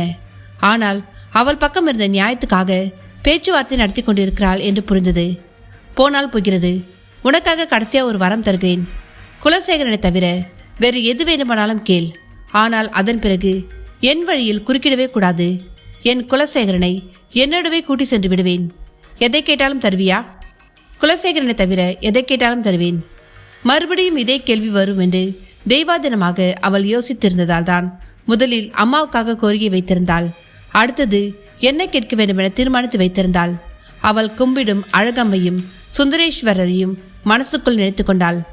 எனக்கு பிறக்கும் குழந்தைக்கு என் மாமனார்கள் சண்முக பாண்டியன், சந்தன பாண்டியன் முன்னிலையில், என்னோட அப்பா அம்மா முன்னிலையில் பெயர் சூட்டு விழா நடைபெற வேண்டும் என்று கேட்டாள். சீனியம்மன் அவளை ஆசிர்வதித்து அப்படியே ஆகட்டும் என்றாள்.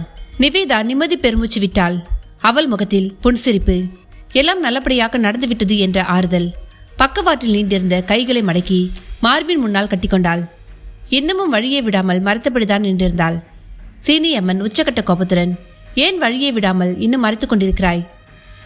நீதான் நானும் கதிரும் நல்லபடியாக குடும்பம் நடத்தி நல்லபடியாக ஒரு குழந்தை பெற்று எங்களை பிரிக்க நினைக்கும் கதிரின் அப்பா சித்தப்பாவின் மனசை மாற்றி என் அப்பா அம்மாவின் மனதை மாற்றி அவர்கள் ஆசீர்வாதத்துடனே குழந்தைக்கு பெயர் வைத்து நல்ல வாழ்க்கை வாழ வேண்டும் என்று ஆசீர்வதித்து விட்டாயே.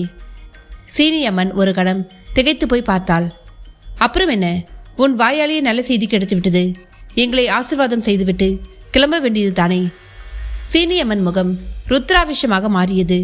முகம் சிவந்து கனன்று கொண்டிருந்தது. கன்னத்து சதைகளும் உதடும் சினத்தில் துடித்தன. எந்த நேரமும் எதுவும் நடக்கலாம் என்ற பதற்ற சூழ்நிலை. உனக்கு என்ன பெரிய புத்திசாலி என்று நினைப்பா? வார்த்தை விளையாட்டு விளையாடுகிறாயா? உன்னை என்ன செய்கிறேன் பார். சீனியம்மன் கண்களை மூடி திறக்க அம்பு போன்ற வெளிச்ச வஸ்து நிவேதாவை நோக்கி சென்று அவள் கண்களை கூசும் அளவிற்கு வெளிச்சம் அடித்தது. ஐயோ என்று கத்திய நிவேதா தூக்கி வீசப்பட்டாள். சற்று தூரம் பின்னால் போய் விழுந்தாள். குழம்பி நின்றிருந்த கதிர் திடுக்கிட்டான். சுய நினைவுக்கு வந்தான். நிவேதாவை நோக்கி ஓடினான். லட்சுமி சத்யாவை பார்க்க அவன் வெயிட் பண்ணு என்று சைகை செய்தான். நிவேதாவை நெருங்கிய கதிர் குப்புற விழுந்து கிடந்தவளை எழுப்ப முயற்சித்தான். அவளை திருப்பி மடியில கிடத்தி கன்னங்களில் தட்டினான். பதில் இல்லை. அவள் பேச்சு மூச்சற்று கிடந்தாள். ஐயோ, என் நிவேதாவுக்கு என்னாச்சு? கதிரின் உடல் செல்கள் அனைத்திலும் திக்கென்ற அதிர்ச்சியை உணர்ந்தான். திரும்ப திரும்ப எழுப்ப முயற்சித்தான். அவள் எழும்பவில்லை. அதுவரை என்ன நடக்கிறது என்றே தெரியாமல் குழம்பி நின்ற கதிர் முடிவெடுத்தான். காதலை வற்புறுத்தி கட்டாயப்படுத்தி வரவைக்க கூடாது. அது தானாக மலர வேண்டும். அதுதான் உண்மையான காதல். அன்பா அதிகாரமா? தானாக காதல் மலர்ந்தது யாரிடம்? பேக்ரவுண்டில் நிவேதாவின் சிரித்த முகம் தெரிந்தது. அவன் கேள்விகளுக்கு விடை கிடைத்தது. நிவேதாவை தரையில் மெதுவாக கிடத்திவிட்டு ஆக்ரோஷத்துடன் துள்ளி எழுப்பினான். சீனி அம்மனை பார்த்து, கொஞ்ச நேரத்துக்கு முன்னால உன் சன்னதியில் தானே நான் இவள் கழுத்தில் தாலி கட்டினேன். எங்களை ஆசீர்வதிக்க வேண்டிய நீயே அவளை அநியாயமா கொன்னுட்டியே. இதுதான் நியாயமா? இதுதான் தர்மமா? நீ எல்லாம் ஒரு தெய்வமா? நீ நினைப்பது ஒரு நாளும் நடக்காது. சீனி அம்மன் ஒன்றும் பேசாமல் பார்த்து கொண்டிருந்தாள். கடைசியாக ஒன்று சொல்கிறேன், கேட்டுக்கோ. நான் குலசேகரன் கிடையாது. நான் கதிர், நிவேதாவின் கதிர். எனக்கு கௌரவத்தை விட காதல் தான் முக்கியம் என்று ஆவேசமாக முழங்கிவிட்டு கையில் போட்டிருந்த மோதிரத்திலிருந்த வைரத்தை விழுங்குவதற்காக கடித்தான். சத்யா அவனை தடுப்பதற்காக அவனை நோக்கி ஓட எத்தனிக்க சீனியம்மன் கதிரை நோக்கி, கதிர் 1 நிமிஷம் என்றாள்.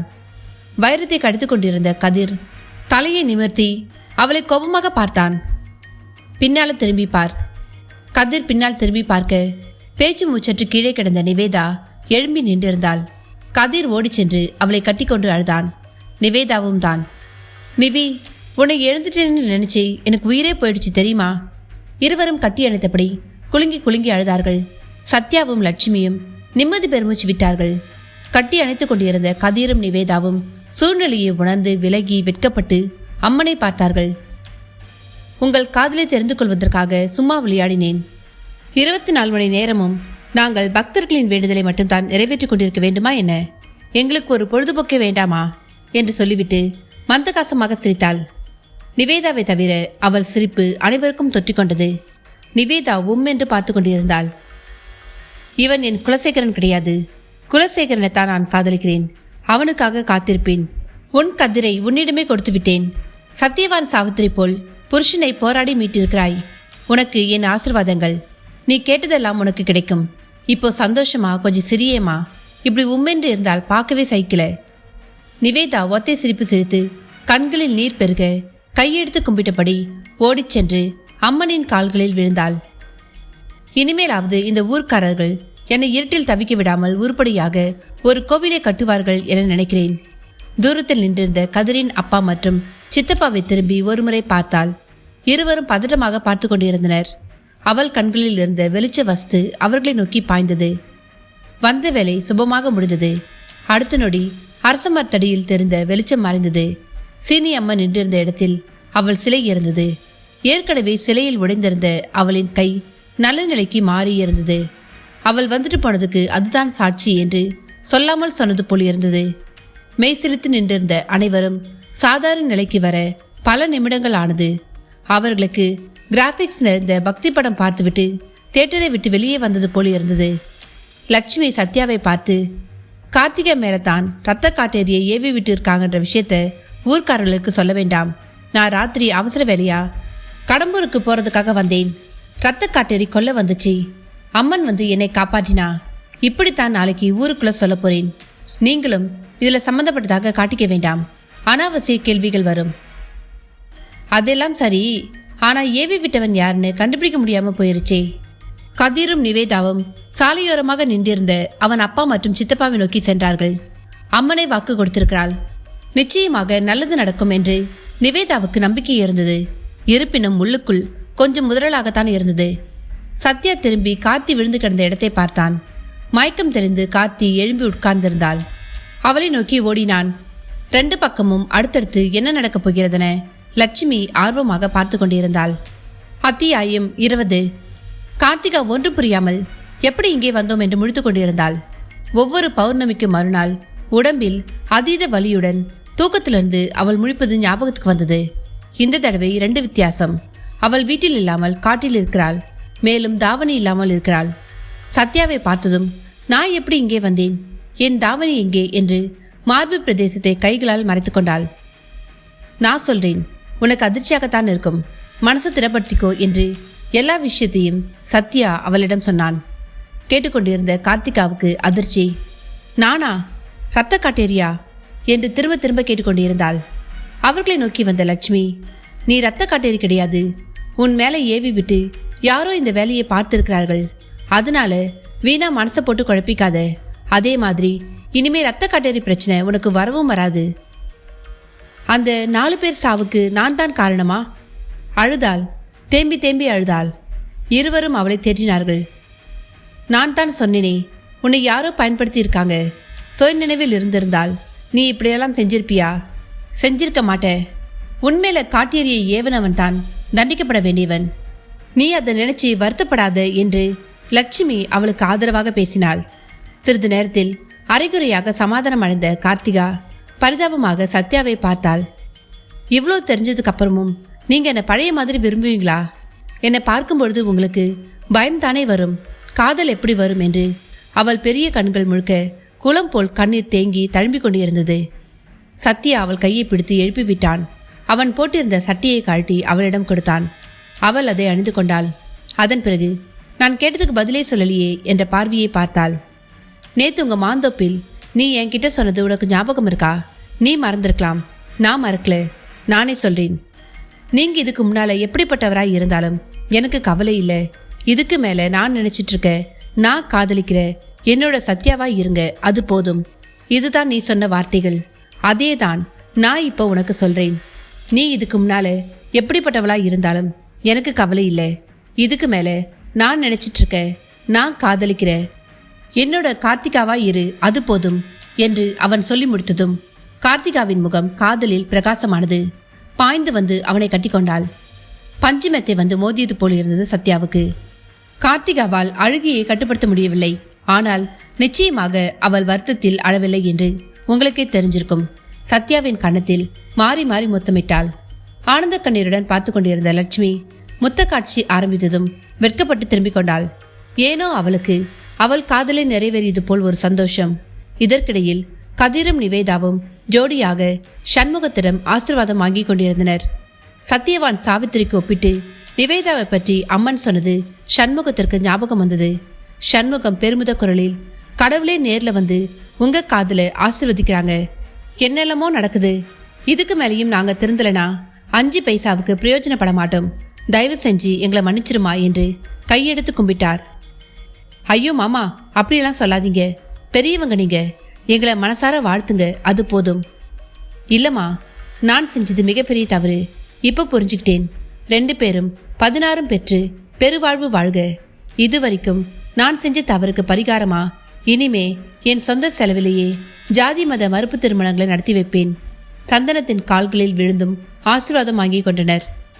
நல்லா இருங்க, நல்லா இருங்க. அம்மனையே அசத்திய ஒரு மருமக யாருக்கு கிடைப்பா? நம்ம செலக்ஷன் சோடை போகுமா என்ன என்று பெருமையாக கதிர் காலரை தூக்கி விட்டு கொண்டான். போதும் போதும் என்பது போல் நிவேதா சைட்ல அவனை இடித்தாள். ரோட்டோரமாக கருப்பு ரவி இன்னமும் சந்திரமுகி வடிவேல் போல் உறைந்து நின்றிருந்தான். அண்ணே, இவன் இன்னும் ரிலீஸ் ஆகாம அப்படியே இருக்கானே. இரு, அவனுக்கு நான் ஒரு வழி பண்றேன் என்று அவனை நோக்கி சென்றார். சப்பென்று ஒரு அறைவிட கீக்கி என்று சத்தமிட்டு காதுக்குள் இருந்து 2 குருவி பறந்தது போல் ரவி உணர்ந்தான். ஒரே நிலையிலிருந்து வெளியே வந்தான். கதிரும் நிவேதாவும் ஜோடியாக நிற்பதையும் நிவேதா கழுத்தில் தாலி ஏறி இருப்பதையும் பார்த்த கருப்பு ரவி ஆவேசமானான்.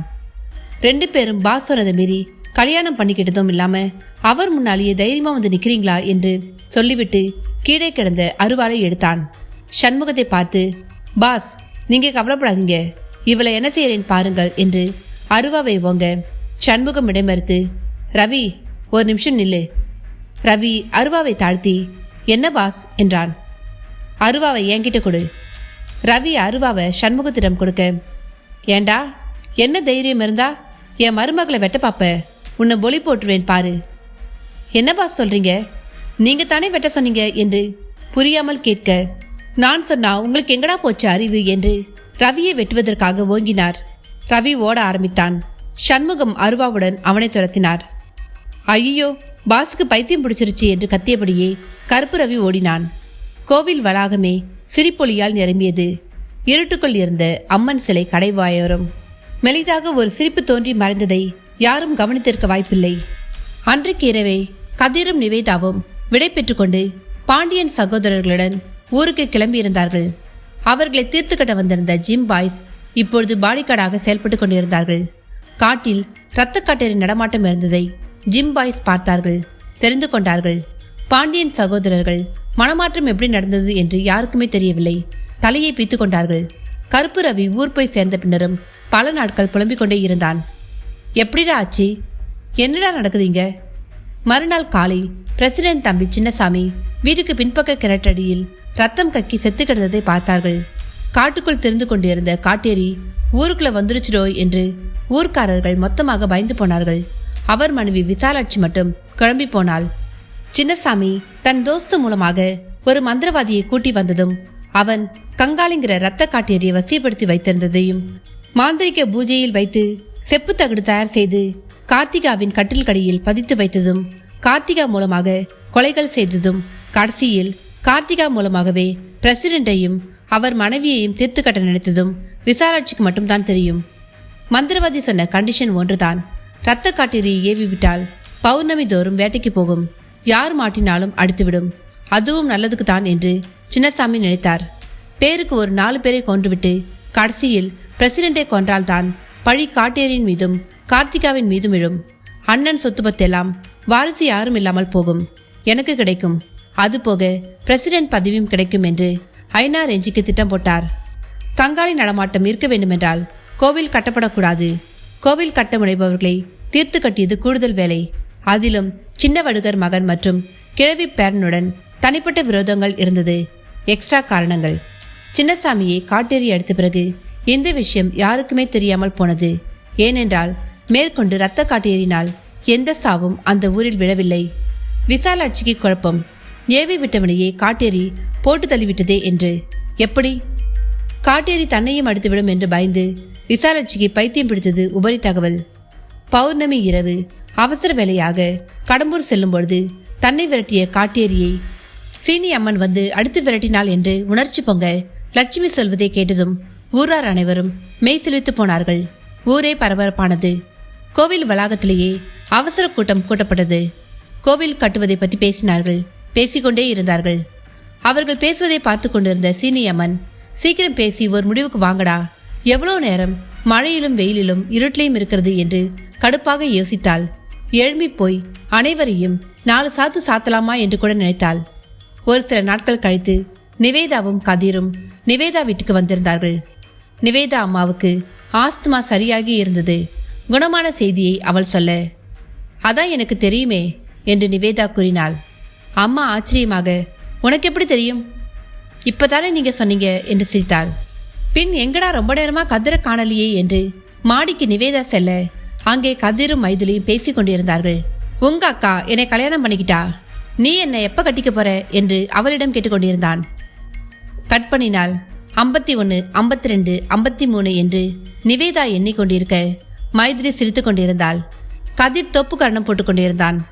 இதற்கிடையில் ஒரு நாள் கட்டிலுக்கு அடியில் ஓடிச் சென்று பொட்டு டப்பாவை எடுப்பதற்காக குனிந்து உள்ளே பார்த்த கார்த்தி கட்டிலுக்கு அடியில் ஏதோ மினுங்கிக் கொண்டிருப்பதை பார்த்ததும் அதை எடுத்து பார்த்தாள். ஏதோ ஒரு செப்பு தகடு, அதில் வினோதமான படங்கள். சிறிது நேரம் பார்த்து கொண்டிருந்தாள். பாக்கியத்திடம் கேட்டாள்.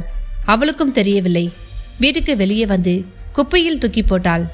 அவசரமாக வந்த நாய் காலை தூக்கி அதன் மேல் ஒண்ணுக்கு அடித்துவிட்டு போனது. சென்னைக்கு சென்ற சத்யா கடம்பூர் கொலைகளுக்கு காரணம் இரத்த காட்டேரிதான் என்ற கட்டுரையை எழுதி பிரசுரிப்பதற்காக கொடுத்திருந்தான்.